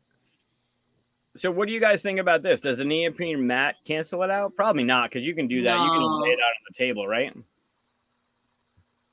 Well, we were talking about other legendary games. I haven't played Alien Encounters. I've played lots of Marvel, and it has locations that are specifically named. I don't know that the Encounters one does. Yeah, the question is, can you play on just the table if you're having to remember, oh, but this one's currently in the city versus this one is in this, right? Because the locations are named. It was just a conversation we were having. Right. Interesting. Okay. Yeah. That's also true. I'll point out just really quick, my jokey hate for DC Deck Builder is only because I've only ever played with Tim, who has stomped me so hard without even trying to give me a chance that I've never been able to have fun while playing this game. I'm just like, why am I playing? I'm playing against an expert, and so I just constantly joke that it's a terrible game. Well, Dan, to get better, you got to play better, right? So if That's Tim true. is better than you, to get better. Or just never play again and constantly hold it over Tim. That's my plan currently. If you're okay with getting curb stomped and retiring, that's fine. Yeah. All right, Mike, you're number 2. Okay, my number 2. I don't know of any other Alexander Pfister small box game, but he's got a game with all cards, and that's Oh My Goods. Oh, I didn't like that one. You don't like any of my picks, apparently. I didn't like that one. I wanted to. It was just too much. It's just cards, but there's a crunchy little production chain engine building in this package, and it's really solid. It's almost a medium game that's just cards. Yeah. There's a lot of iconography. There's production chains that you're trying to do. And it takes about 45 minutes to play. I mean, it's a fairly crunchy just card game for sure. I haven't played it in a while, but it was one of the first ones I thought of for this list. It's a very good game. I can see the appeal. Like I get why people like it. It didn't. Yeah, it wasn't for me. Yeah, this is the one I would go to. I love watching Mike just get crushed by people crapping on his picks. Yeah, you know what? I hate Mike too. You're right. Hey, Pfister is a very popular designer. Usually you get more support with a mention of his game, but I get it. You know, I used to agree until I played one of his latest ones. Boone Lake. That's the one a lot of people are not liking. That's it. I loved Maracaibo. Did not like Boone Lake. And part of it was because it was trying to do some of the things that Maracaibo did and then added way more crap to it and then made it so convoluted. And I'm like, why? I've lost the purpose of this. Yeah, it was just too much. I could see that. Yeah. If you haven't tried that one, Port Royal, Oh My Goods is good. Port Royal, I think, is better, and it's just a card game. And the way it uses the back of the cards as your coins, it was a smart deck. I did not know it was a Pfister, but that's the one I would have went to for that one. Yeah, I haven't played Port Royal yet. That's one I've been wanting to try for a while. Yeah, Port Royal is a good one too. Also, I think my favorite one from Pfister is Cloud Age. Have you guys played that one? No, I've watched a playthrough. Cloud Age, the way that you're using the sleeves, right, that have the clouds over it, and it gives you a little bit of information of what the card has, but you don't know all of the information. The way they utilize that as a mechanism in the game, I thought was brilliant. I'd never seen anything that had done that before, and I don't know many people that talk about Cloud Age, but man, it hit for me. It was a good one. Nice. That game seems to have like not a in cult top 5 following.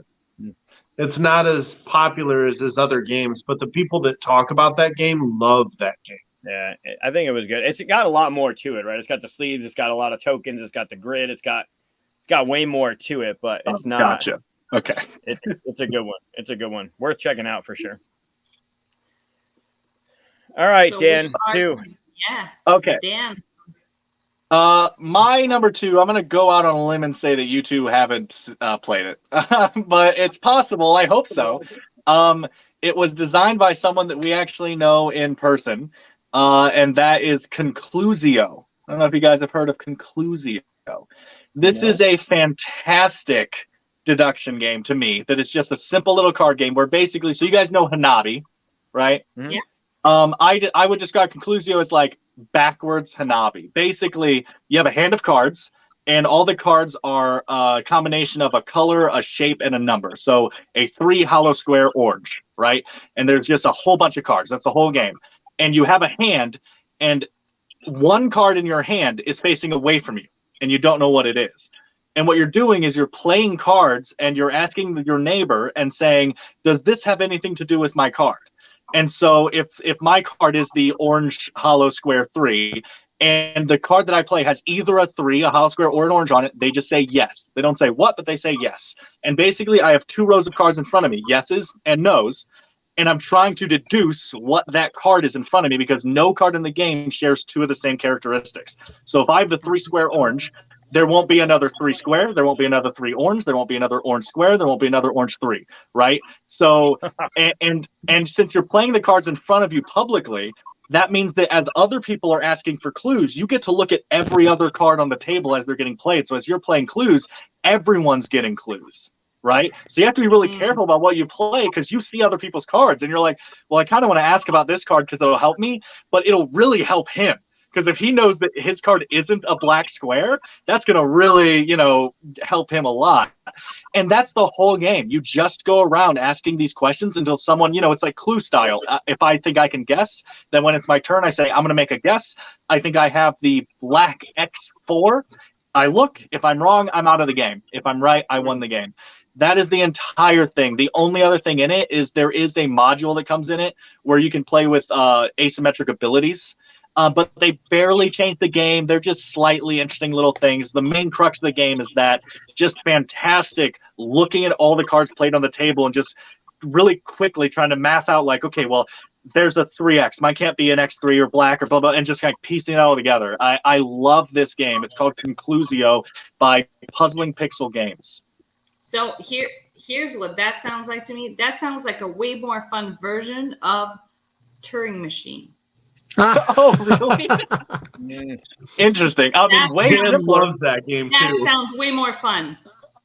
Because I did love Turing Machine as well. there's player interact, like you're also deducing from what other players have done. And Right. yeah, so contrary to Hanabi, so that game is competitive, not co-op. Correct. And instead of having your hand is basically the opposite as well, right? Than what Hanabi does. But yes. Yeah, I just not very many people have heard of it because it's it's just a smaller publisher, and the designer, like I said, we used to just know him as a guy, and then he got this game published, and we were just so happy for him and everything. And it's just been really cool seeing his game show up in our local shop and being like, oh my god, that's so cool. Because while I like the guy, I also just genuinely love this game, and I want more people to play this game if they like deduction. So I wrote it down. I'll be looking for it. Same. Steven, Are You a Robot is great. You're also teaching them to lie their ass off. So it's not just deduction. You're teaching 5th and 6th graders how to lie, and accurately, because they need to keep a straight face. Okay, am I going to do my number one again? Yep. That's one. Yep. Okay. So my number one, like Mike and Tim were joking about, they already know what it is, because this was very high in my top 10 games of all time. And this is technically another slash one, like Timeline Illusion, because they're so similar. But that is Fantasy Realms / Marvel Remix. No, that was mine. I had a feeling Michael was gonna have it. Oh, really? Yeah. Hey, man, let's just share because it's that good. Okay? I left it off When my list because I knew it'd be on your list. I left it off my Right. list intentionally, but I love this friggin' game so much. So good. I first played Fantasy Realms, I think, early this year at what we call JuliaCon. I can't remember if that was earlier this year or last year. And I first played it and I was like, holy crap.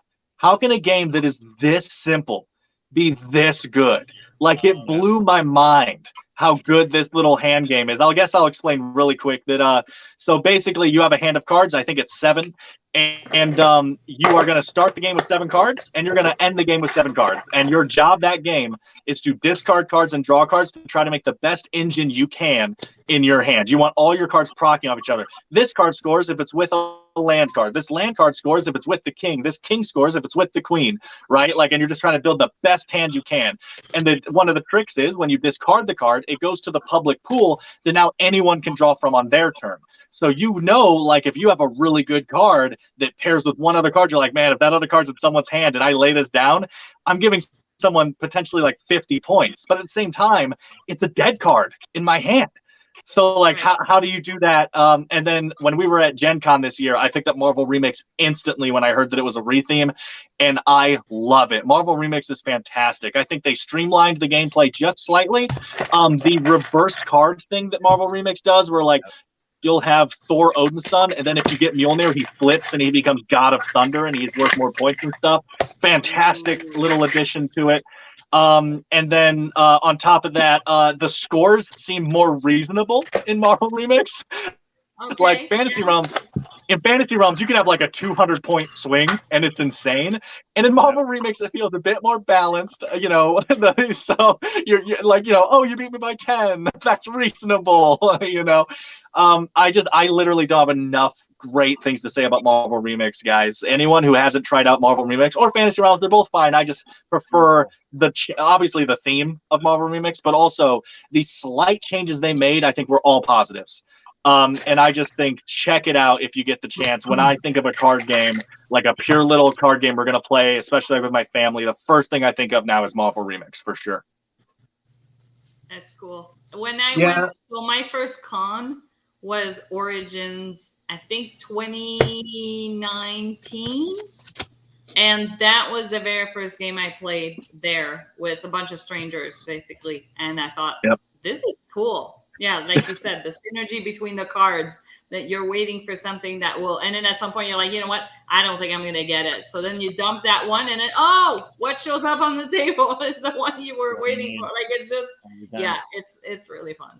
We've made jokes about like how terrible the art is for the first 2 versions of that game. and unfortunately just does not do the game justice. And then they finally came out with the newer deluxe edition, finally doing justice to this great game. Like, the newer art actually looks good, but it's crazy because the original was not good. The second edition still wasn't good. Like, why'd you take the time to redo all the art and it still is not appealing? Like, what was the point? That was a huge, colossal waste of money. They still sold a ton of the copies of that game, I'm sure, but the new version actually looks really good, though. So, well, they put the nominator for the Spiel, so they had to put something out because they had the expansion and they were sold out of all the base games, so they put another printing out there. I think, right? If that's the art's different too. Like, yeah. So I don't know, but it isn't better. That's why it's weird to me. They should just use the old art because the new art he uses seriously not. Yeah. Yep. Not very good. I wanted to thank you, Michael, for holding up an example, because this is actually the one game I could have gone and gotten, a show-off copy, but I didn't want to walk away while you guys were talking. But yeah, I wanted to mention, because you reminded me by holding that up. Jeez. Oh, we're getting some glitchiness. Anyway. Yeah, it must be, right? I'll talk slightly quieter. Nope, that didn't help. Try it now. We're getting some feedback from somebody. Okay. Yeah, so he muted and stopped. Just really quick, I wanted to mention, because you held up that card and it reminded. Yeah. I got you. Okay.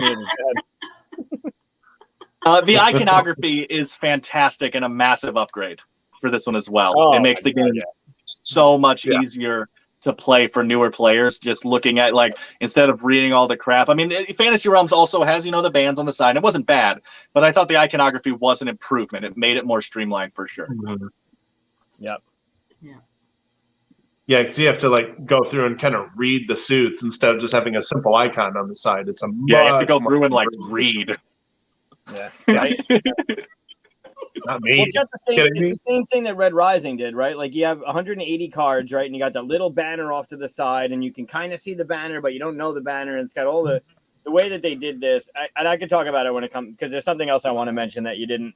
I'll wait until it comes back around to me, and I'll talk about it. Well, we're at Tim's number one. Mike. That was my number one, and I knew Dan was going to mention it, but to cater to the list purists, I wanted to make sure he knew that was my favorite card-only game. Thanks, buddy. I also have to substitute Red 7 in there. So what else can I substitute? I had Detective written down. Dan took that one.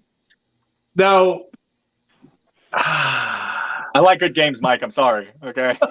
Okay, screw it. I know this is technically DC Deck Builder, but I haven't played DC Deck Builder. I have played Teen Titans Go Deck Builder, and it's a pretty good deck building game. I played it with a kid, and I'm like, this is a good game. It does. It has combos. It does the things you want a deck builder to do. You're like slowly building towards better hands, and you're using your currency to buy better cards. It has good combos if you buy the right synergies. There you go. I've lost two of my picks. I wasn't going to throw code names at one. You have to have a stand. Does that count? There's way too many tiles in that game, sir. Oh yeah, you got the. So there you go. I can't. We talked about Guillotine. Not going to use that one. So of all the games I had written down that I had left, I wrote Arboretum down because I own it but haven't played it, and I was hoping somebody. I've heard great things. But yeah, Teen Titans Go, the deck building game, is my number one. Wow. I should have thrown that in at 5, just banking on Dan using Fantasy Realms for 1. Listen, Mike, I just didn't know you liked Teen Titans that much. This is your number one. That's crazy. I've made this bed, and I will now sleep in it, apparently. So, if Tim could enjoy himself right now, he would be like doing jumping jacks, because I had to throw this on my list just because it's DC themed. So, It's not even just DC. It's the deck builder. DC deck building by Cryptozoa. That's the theme I want. That's what gets me excited.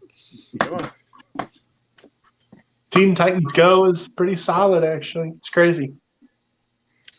All right, Tim, we're on to your number one. my number one is a social deduction game called Stay Away, Pendragon Studios. This is one of their first games I ever played. I backed their Kickstarter. Somebody is the thing, and they are trying to infect their neighbors by handing them thing cards. Am I frozen? I have frozen. We can hear still you. Yeah. Oh, maybe he can't Not hear. anymore. Give it a second. You'll come right back. So while we're waiting, Kabuki Kid's mentioning this. Have you guys, and those little Paco games, have you guys played that? No. So It's again, good.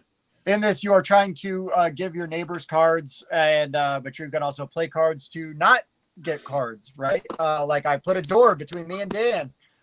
Pretty sure Mike is the thing, so I get a flamethrower. I'm going to blast them with the flamethrower, remove them from the game. There are cards that will make you change your seat positions. Oh, nice. Yeah, this always reminded me of kind of like Growl, but I've never played but that. yeah, but yeah, the whole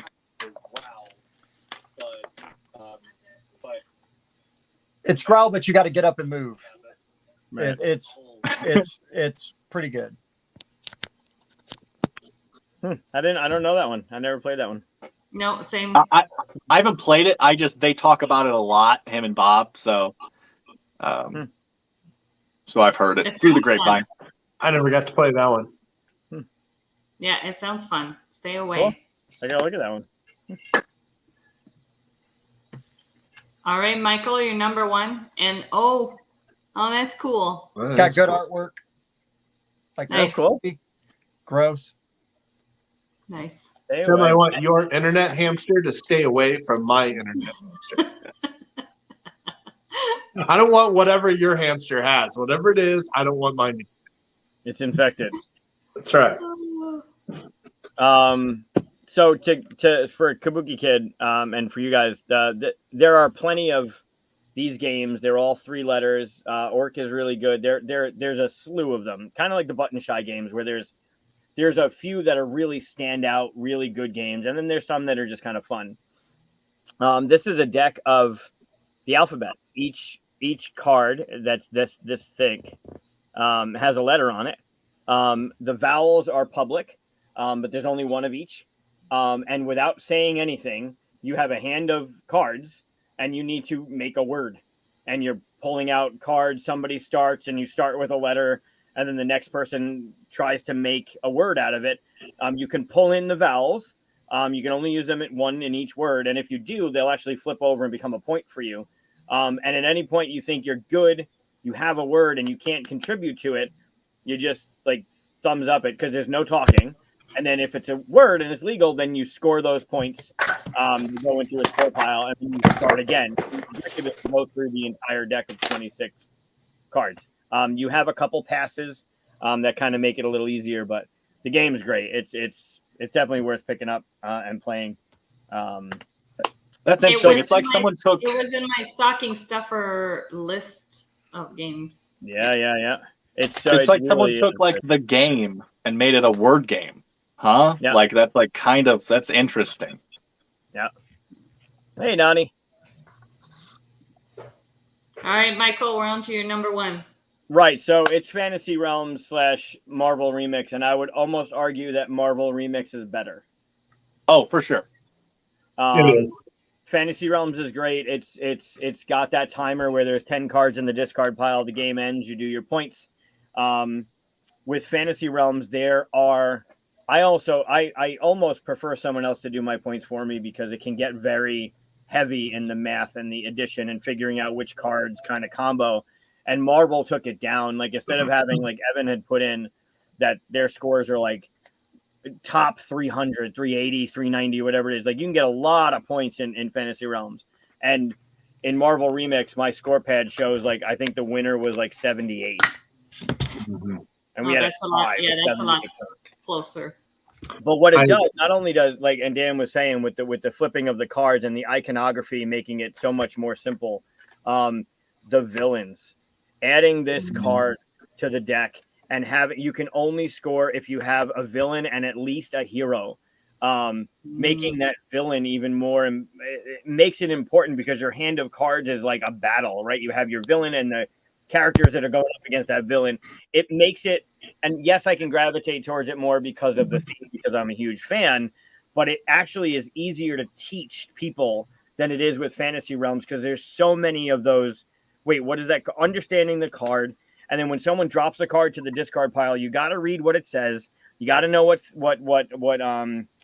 not theme, but what topic it is, subset, whatever they call it in the game. There's a lot more to it, and Fantasy Realms is great. It's that game that you're teaching. I would almost argue it's kind of like Lords of Waterdeep and the Scoundrels expansion. You don't want to. It adds enough to the game where it's not hard to teach. Mm-hmm. Never play the base game without it. I think the expansion for Fantasy Realms adds just enough more to it where it's not more complicated to teach. It just makes the game more fun. But Marvel Remix, what they did to Marvel Remix, makes that game so much more approachable, so much easier. Like, teach is cut in half. Understanding the game is so much better. It is a splash because they are basically the same. But I think Marvel Remix would be, if I actually put these in order, I think Marvel Remix would be my legitimate number one of this category.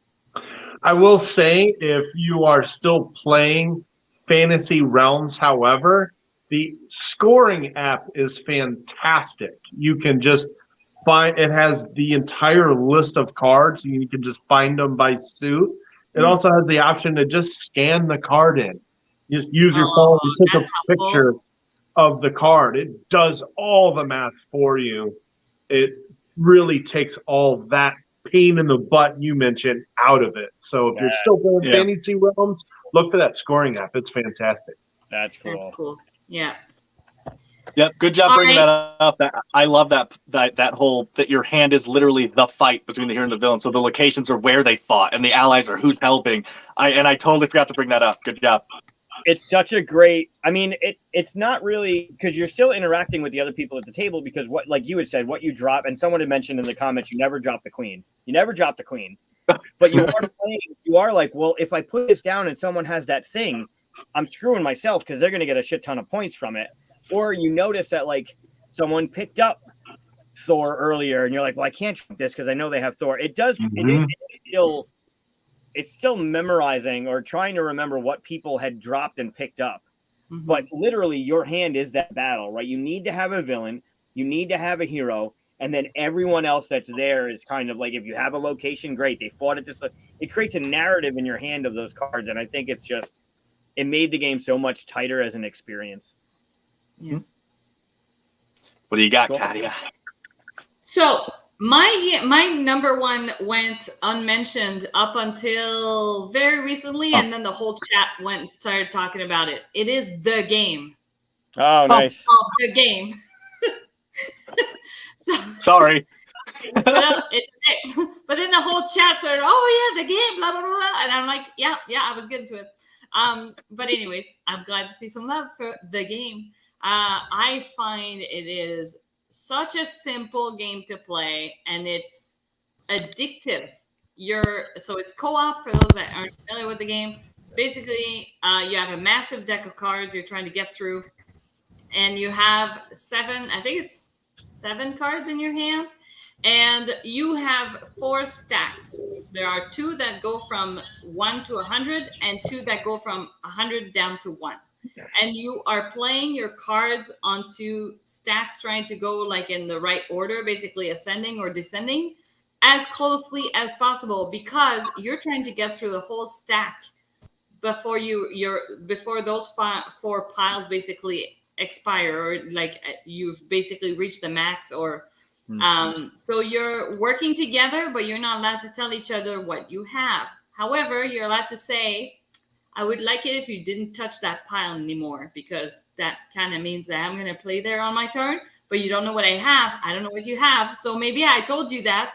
And then when I played, you go like, well, I could have played something better there. So like you kind of have to gauge how much, room to give each other. And then the other thing too is that if, for example, somebody put down a 45 and the pile is descending, if you have the 55 in your hand, then you're basically going back up.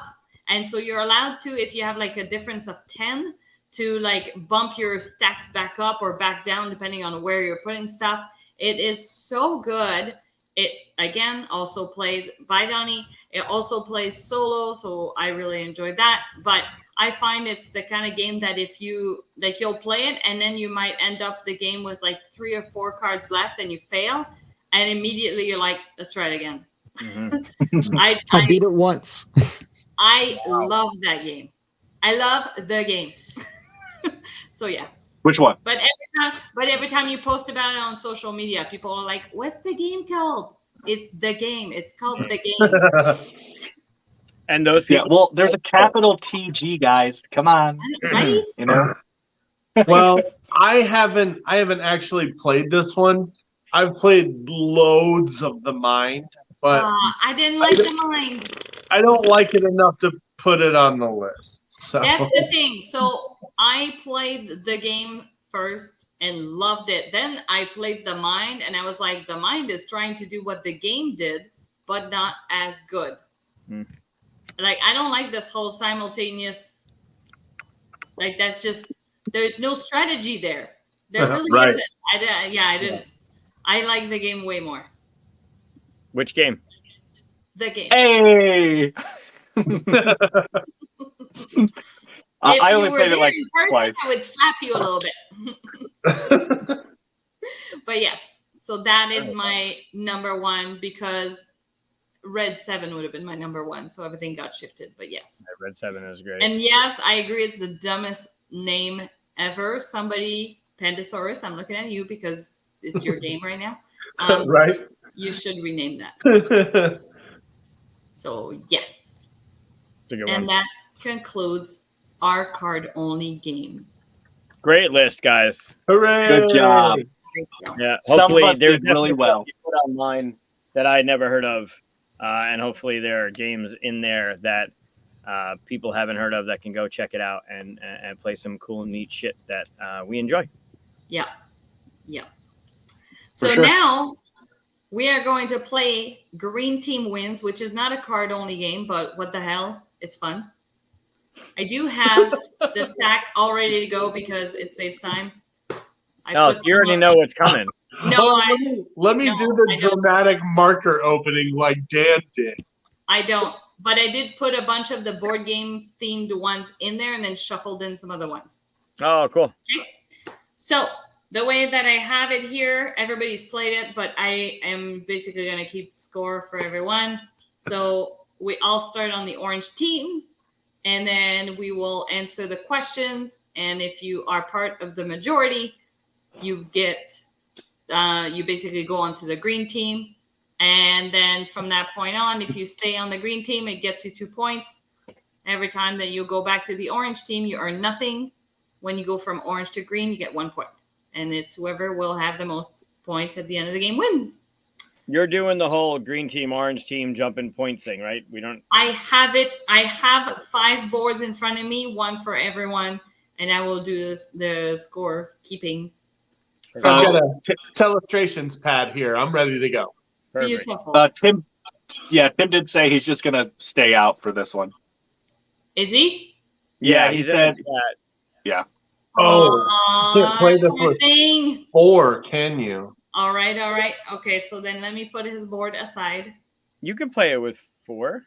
And then, yes, you can. Okay. Yeah. Okay, so here we go.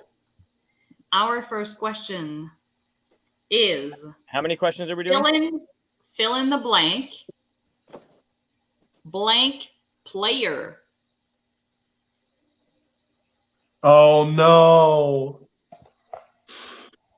So Come on, don't on, look at Dan. try to not look at the comments because that might sway your Well, since I jumped back in, I can't see him anymore unless you guys tag him. So, Oh yeah, you can make it full screen if you want to keep them off. You don't have to worry about. Right. Right. Yeah, I don't know. Ever since I jumped back in, I've lost options to any options at all. So just don't look at the comments until your answer is written, and then we I'm can go from there. Are we all ready? Ready? I like how we're all using something different. I got Monstrosity. You've got the actual thing. You've got Just One, and you've got Telestrations. If this isn't a board game channel. What do you have, Michael? Oh, man. If I came up with Roll, though, that would be tough, wouldn't it? Then nobody wins. But yes, it is first player. Poor Mike stays on the orange team with no points, and we That's all right. we It's not all how you join start. the green team, and we get 1 point. I say we call it now. Call it. We all did great. That's how you want this to go down, Dan? Alrighty. Best of 3. Meeple color. Red, blue, or yellow? Best Meeple color? Uh-huh. What the shit? I don't know you guys enough. I know. Makes it, yeah. But in all interesting. fairness, with Tim gone, there's 2 of us and 2 of you now. Right. Oh, It's true. But Okay. your logo's a red meeple, so I'm banking on that. What the hell? We don't Guys. control our Guys. stuff. yeah. Get out of here! Now, had I been showing the other side of the basement, you see almost every team I support is blue. Oh, you guys suck. Okay. Nice. Well done. Green So- team. Michael gets 2 points because he's still in the green team. Same with Dan. Mike, you get yourself 1 point. You're finally on the green team. And I get nothing because I just went down to the orange team. So orange is cool. All right. Well, that means yeah, right, Kabuki Kid? Like their logo has the red meeple. So We didn't pick it. well, in all fairness, I did make the original rough draft of it, and it was red meeple with a blue background, because they were the 2 most popular colors. And it was just red meeple because it popped more. And then once we had an editor, he changed the logo and he designed it to whatever he wanted and stuff now. So we can still say, stuff, but really we kind of trust him to do that stuff now. So you wish your logo was a blue meeple. Got it. Yes. Maybe. Fair enough. All right. Next question is a this or that. Cooperative or competitive? Oof. Oof. That's actually really hard. Yeah. I know. Because I know what Dan wants to put. Yeah. I gotta do it, right? Okay. This was genuinely hard. Ready? Competitive. Yeah. I thought Dan love- had my back. I love difficult co-ops, but the simple fact is, if you look at my top 10 favorite games of all time, there's not very many co-ops in there. When you I get a like good difficult co-op co-op. the least. I'm just trying to read this stupid crowd. Not doing it very well. Just because I got my name on a cooperative game doesn't necessarily mean I prefer cooperative games. So Michael and Dan are in the lead with 5 points because Good job. still on the green team. I rejoined the green team, so now I'm at 2 points. And Mike, you went back down to the orange, so you're still at 1 point from earlier. Sad. So here is our next question. Best of 3. The best way to learn a game is video playthrough, read the rule book, or wing it. Wing it. Wow. I think this question came up in the last game I played of this. I don't know you as a gamer. I gotta do this. I'm just screw it. I'm gonna answer. Honestly. You're gonna wing it? Honestly. Oh shit! No, Yeah. no. Yeah. I hate I know you for a all. I know for a fact Mike does not believe in his answer because we argued about this last time. What? You're totally the rulebook guy, right? No. I actively do not like reading rule books. Like What? I will I don't know who watch that was then. I will watch as many videos as I can to avoid the rule book, and then I'm like, fine if I have to. Okay. I'm glad I told the truth then, because That's the thing with this game. You don't There have are to go so with many what people bad rule books. There are so many And bad. that. When you go to read a rule book, like if there was a streamlined version of how rule books are supposed, there are some that don't tell you end game scoring until the end. Like I want to know what I'm doing while you're explaining what the fuck I'm doing. There's so many bad rule books, but man, when you find a video playthrough of someone that you know and you trust and can get behind, those things are way easier. Yep. Yeah. Right. If Yeah, that's still I mean, there, eh? how many times in our top 5 earlier did I say, "Oh, I haven't played it, but I've watched a video on it," because that's just how I learn the game if I'm gonna like it or not, you know? Yeah. Really. Yeah. So Mike and I are at 2 now, both of us, because you rejoined the green team, and then the other 2 players. Well, Good job, Mike. We want to take him down, okay? No, I like the way this is going. This is good. Fill in the Yeah, it's going blank. great. Yeah, I love it. Ah, fuck. Son of Yeah, this is so open.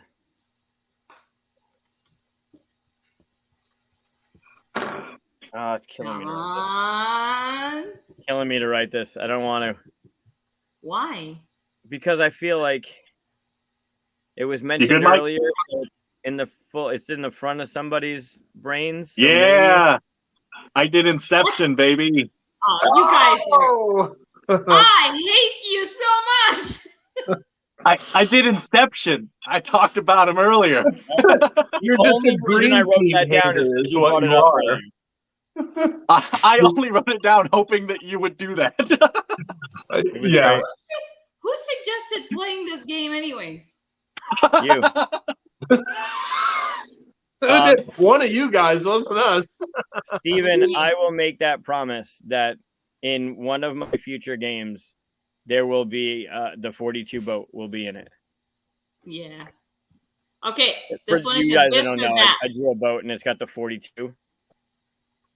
Yeah, that's See the sick. 4? Oh, yeah. It's been there for the majority of the season. It just stays on this thing. So it won't erase off. Got it. I should do it in just straight up Sharpie, but Yeah. John. This or that. Retail or crowdfunding?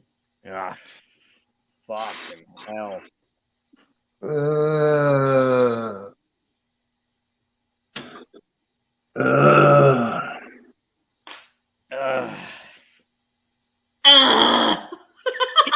My turn. I just felt like I needed to because everybody was doing it. Yeah, then I was left out. I didn't like it. Okay. Yes. Yes. Oh, All right. Hey! Well, at least I Wow. joined the team. Yay. I just don't like Listen. waiting. I'd rather just know I can go to the store and pick it up. I just have no would money. Would I be willing to sacrifice deluxe components to do that? Probably, because games would be way freaking cheaper too. But here's Anyway. the thing. I kind of think it's both because you buy your games retail and you save your money to crowdfund, I don't know, other projects that aren't necessarily games, but are game related. Like something Right. you can hang on your wall that looks really awesome. Oh, Just like- paintings.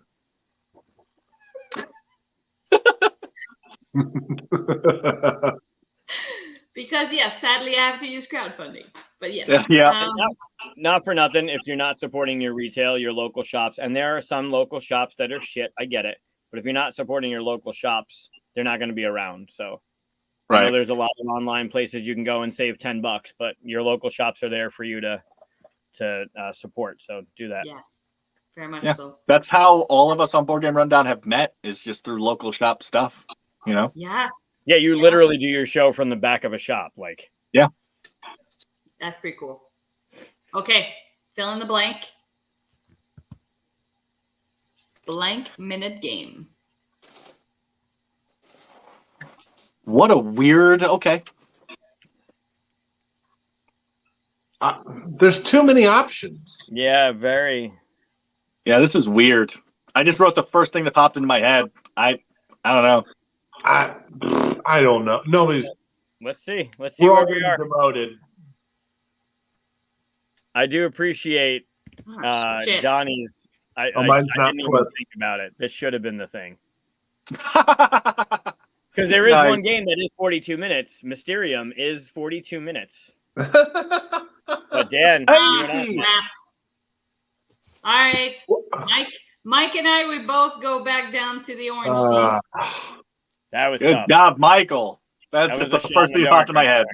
How- If I'm going to say No. minute game, I'm thinking 30-minute game. Yep. So I same. went with 10 because earlier we were talking about point salad, and you're like, well, you know, That's it's true. a quick 10-minute game, 10-minute game. And then I was like, okay, this is going to be stuck in people's brains. That And then only you worked all once. forgot.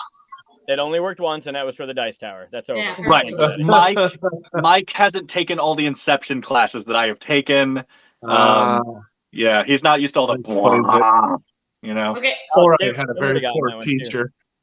Mike, Oh. it's not too late for us to make a comeback. We just need That's to right. knock these two off of the green team, and we can make it.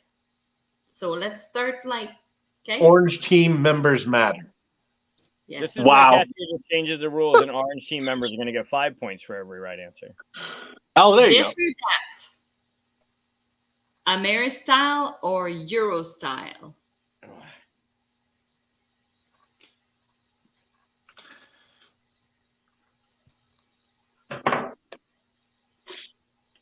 Don't know you guys as gamers. Depends what we're talking about. Yeah. If it's gaming, it's a very clear choice for me. Yes. go. Hey! Yeah, back on the Still there. I'm back on the green. Okay. I'm still there. 1. You get 2.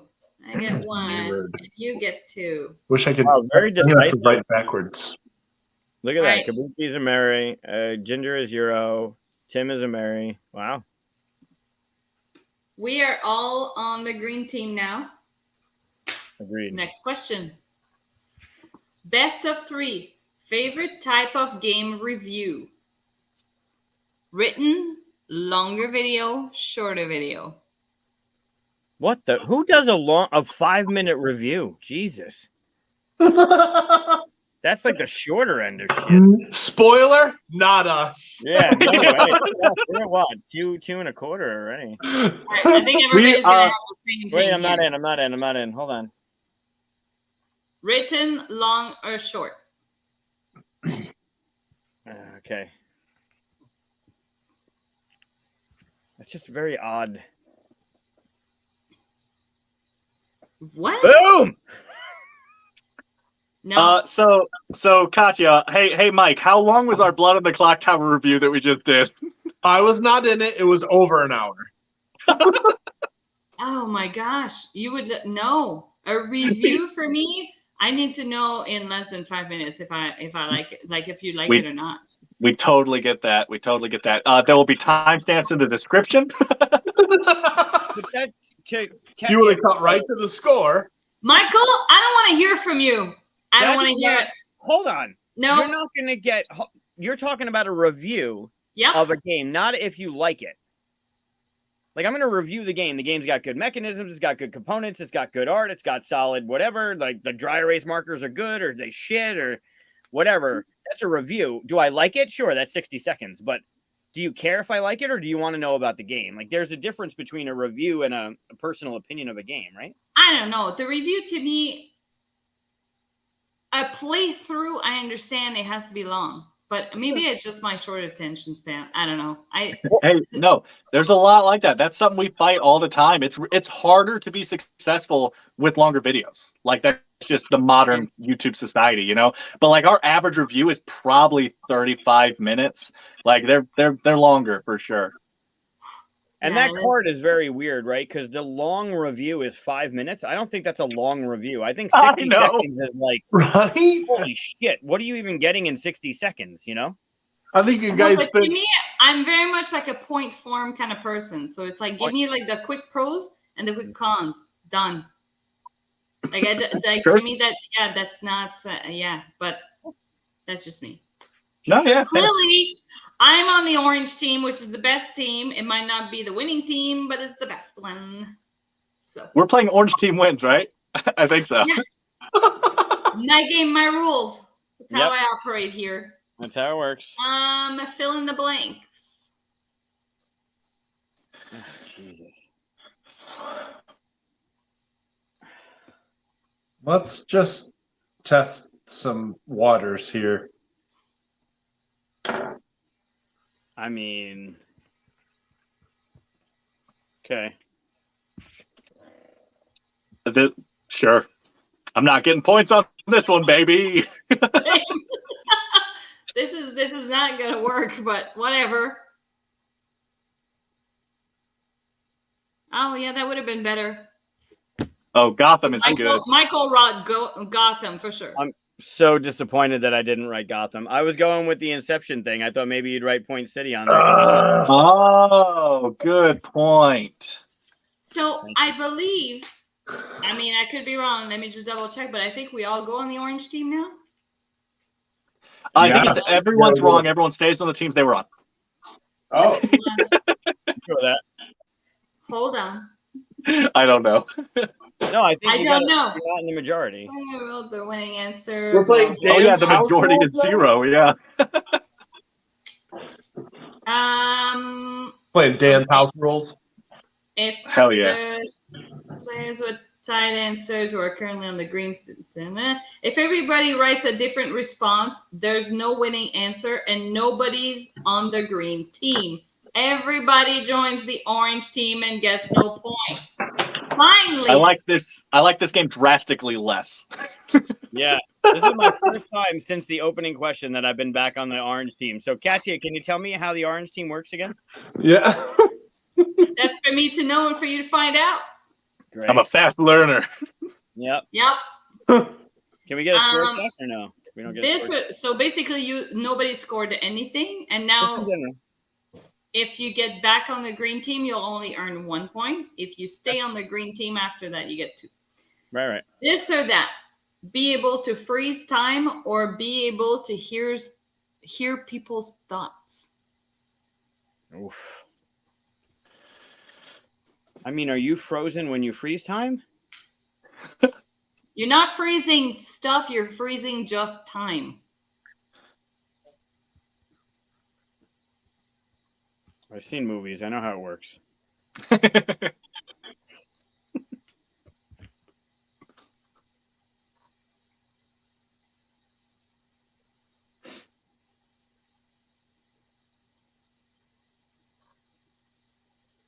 I'm probably the only one on the orange team after this. Oh. Ooh, okay. Why would you want to know every negative thing everyone thinks about you? Oh, Right? Yeah, fuck that. Nope. Ignorance is bliss. All right, we all get a point. It's like that Mel Gibson movie. What was that called? What Women Want, where he hears all women's thoughts. Oh, Oh my no, gosh. thank you. No. Nope. I know people don't like me. That's fine. I don't need to hear it. I'm good. Yeah. Right. I was going to tell you that, but never mind. Thanks. I can hear it though. I heard it. All right. That was good. Best of 3. Who's most likely to accidentally give away Batman's secret identity? Seriously, that's a Batman question. I love it. 1, Commissioner Gordon. 2, Robin. 3, Alfred.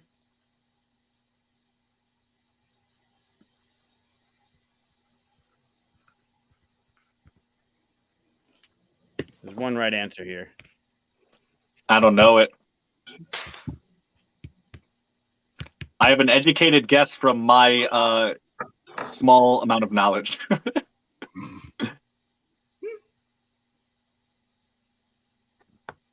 Alfred would never. Yeah, Alfred would never do it. In my head, Alfred and Gordon would easily die first. Like, just easily. I think, but like, if there was a hierarchy, Alfred would be the one to hold it the longest. Gordon would probably cave, and then Robin would just throw it in like a holy Bruce Wayne Batman. Like, right? Oh, the metal, it's all rusted and full of holes. All right, fill in the blank. Oh, that's a good point. Depends on the Robin. That's a good point. But overarchingly, Robin. Oh, man. Oh, man. Kind of don't like that I came up with this one so quickly. It's a shame to myself. I feel the same way. This was the first thing that came to mind. Yeah! Oh, I feel so We're much awful. better. We're all I awful. didn't even have a second thought. I was like, oh, Digger. Yeah. Instantly. My initial thought was, is there anything other than Digger? That was my immediate thought. If it was golden, then you have more options, right? Golden Oh, nugget, yes. power. There are way other things you can go with golden, but gold, there was an immediate Yeah. Yeah, Golden Gun. Yeah. golden GoldenEye. golden gun. That's GoldenEye reference. Nice. All right, best of 3. What flavor should green be? Lime, apple, or watermelon?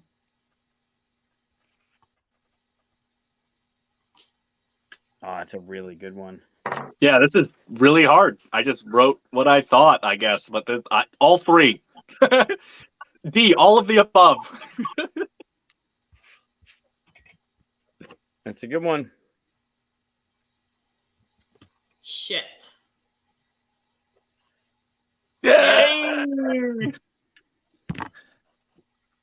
If only one of those could be green, it would have to be lime to me. But Yeah. all 3 That's- being green is perfectly okay. Well, what else would like lime has to be green. Apple could be Right. red. Watermelon could be pinkish. Watermelon, I don't see as green because you don't eat the green part, even though the exterior is green. Now, watermelon has to be pink. Like, Yeah. pink is watermelon flavor. Yep. Right. Yeah, exactly. But yeah, I don't know. I mean, I've never seen a red candy that was apple flavored. Right. It's Well, always green. if apple juice was green, I'd think very differently of it for sure. Sure. Probably shouldn't drink it. Hey, Right. what's our scores? I'm not gonna say it because this is the last card. And I Oh, don't want people to get I'm discouraged. losing. And by people, I mean me. So, this or that: shrink to the size of a molecule or grow to the size of a house. For how long? They don't say. Whoa. That is far too deep than what I'm willing to. Yeah, especially Wow. after a little bit of this. Yeah, I didn't. Yeah. Yeah, the fact that a time limit isn't specified, like that's what makes my answer for me personally. For I sure. actually, that is making me change my answer. Oh, there's I'm so many changing it. things. I got to do it. There's so many problems with both of them. All right. Yeah.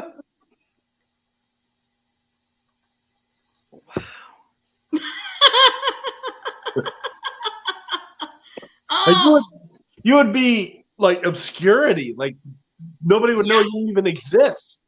Right, but if you grew to the size of a house right now, everything around you is fucked. Well, not Right? just Like, that. above you, the roof is fucked, your walls are fucked, like everything. But if you shrunk, you'd be like, all right. But if you shrunk, you can get sucked into a vent. Like it could be it's problematic either way. so My brain initially went, well, I would shrink because scientists have said that if you grew that big, you would instantly die. you know, but that doesn't make any sense for shrinking either. So. I just want to point out that right there was the loss of Michael in the game, or at least his tied Oh, tied win. no shit. Yep, because Dan now got it. you ended up with 0 points on this last one. But basically, Dan here Beat you. Yay! Good game. And then Mike and I are in last place, but we at least finished on the green team. So there's some, Oh, there you go. comfort there. And the name is Green Team Wins. So Consolation prize. Technically, I feel like, we won. Yeah. And Whatever's Michael gonna did help not. you sleep later. That's fine. Winning at life. Yeah.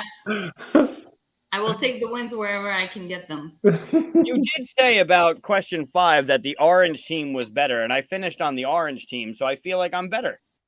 I mean, you tell yourself that. Oh, don't use mine against me. Come on. You know, if I shrunk down to the size of a molecule, I wouldn't be able to get out of my basement. There's no chance. I'm stuck. I'm You're stuck stuck down in your here. basement. Well, If you grew to the size of a house, you'd have no house. You'd blow out your house. So, like, Can I file an insurance claim? but the size of a molecule, like the size of you can't do anything. You're the size of a molecule. You can't play board games. If you're the size of a house, you can't play board games either. you can talk to people. If you're the size you of a can molecule, see your nobody can hear you. family. Yeah. You would crush your family.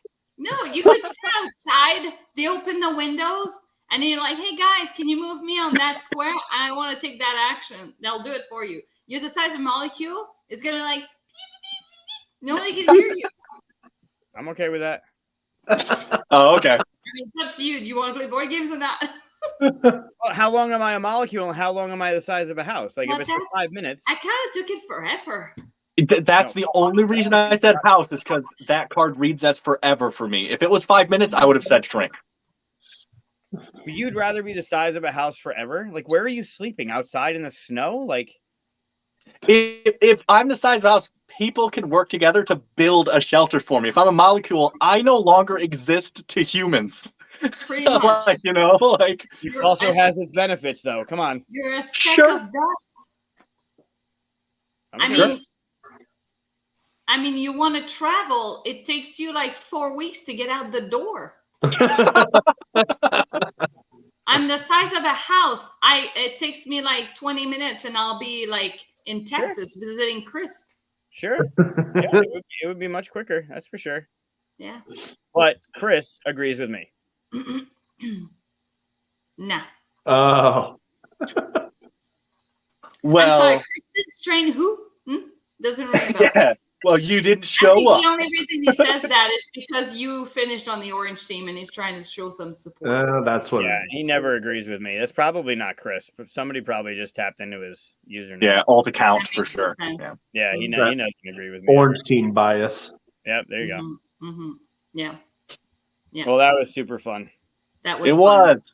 I kind of wish we had taken it all the way to the end, Michael. I thought we were a two-man wrecking machine.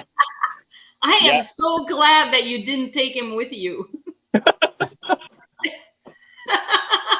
I mean, I may be a little competitive, but regardless. I need to rewatch this episode because I think there was some point shaving on the scorekeeper side. Oh, yeah. Keep count. Oh, yeah. Yeah. No, I it's gotta make easy. sure that It's that easy was- to know. Dan went on the orange team once. Oh, that's why Chris isn't on the stream. He's the one taking all the side bets. Yeah. Got it. That's it. Yep. I get it now. That's great. Hope I was It's worth too bad something. that, it's too bad that Tim couldn't join us for the game due to internet connection. But I know. yeah. But thank you guys for coming on the show and telling us your top 5 card games. And yes, for those who are not familiar with Board Game Rundown, check them out on YouTube. On Facebook, they have the community group. And are you elsewhere on social media? This is the main 2 places. We have other stuff, but Discord. Our Discord. That's Our right. Discord is They very. are on Discord. that's true. Yep. Our Discord is in the description of all of our videos. We have an insanely active community. I would say 80% of the talking in there isn't from any of us. Like, they're just so active. It's really cool. That's cool. That's awesome. And then, yes, make sure that you go check the video about the Frosthaven giveaway that they have going on right now and enter. All you have to do is comment in the link, like in the comment section of that video, and then you'll be entered. And Well, I'm glad that you could at least, limp along. But yeah, thanks so much for coming on the show and hanging out with us. Thank you guys for having us. We will have to have a conversation about the shoe being on the other foot and you guys joining our channel sometime. So 100%. I'm in. Just let me know when. Yep, that's awesome. Thanks, guys. Yeah, it was great seeing you guys again. Haven't seen you since Gen Con, I'm sure. Where are you guys going to be next? Well, so we're definitely going to Origins and Gen Con this year. Well, you know what I mean, the next ones. We're not sure about anything else yet. The really exciting stuff is we're currently in talks to have our own board game rundown booth at Gen Con. Obviously, it's just early talks, nothing official, blah, blah, blah, right? But we're going to try, because that'd be so cool to just have tables set up and just playing games and meeting people and stuff. You know, that's what we want. That's sick. Yeah, because the owner of the store, he's rented out a booth for what I think he said over 10 years now. And if you're on that list, you just kind of got to keep renewing it, because if you get off the list, getting back on it takes forever. Yeah. Well, his other company is he makes like terrain pieces and like he I don't know what materials he uses, but yeah, well, he 3D prints a bunch of stuff and he resin prints and all that stuff. Yeah, very highly detailed like prints and stuff. And so he runs a whole booth just of that stuff. So he's thinking about downsizing it and turning it into a rundown booth, which is crazy to think about, but it might be a reality. So that could be cool. Mm-hmm. If you guys have your own booth, I can get you a copy. I will have it, but I'll get you a copy of Mission Control. You guys can play it with people because that's that 20-minute quick, right? Oh yeah, awesome. Oh man, they all played that. I had to stand behind the camera for that one, but that was awesome. Yeah, that's a good one. That was the first time I met you guys. It was a fun one, and you survived. Yep. I believe you saved. Wasn't Tim the Ethernaut? Bob.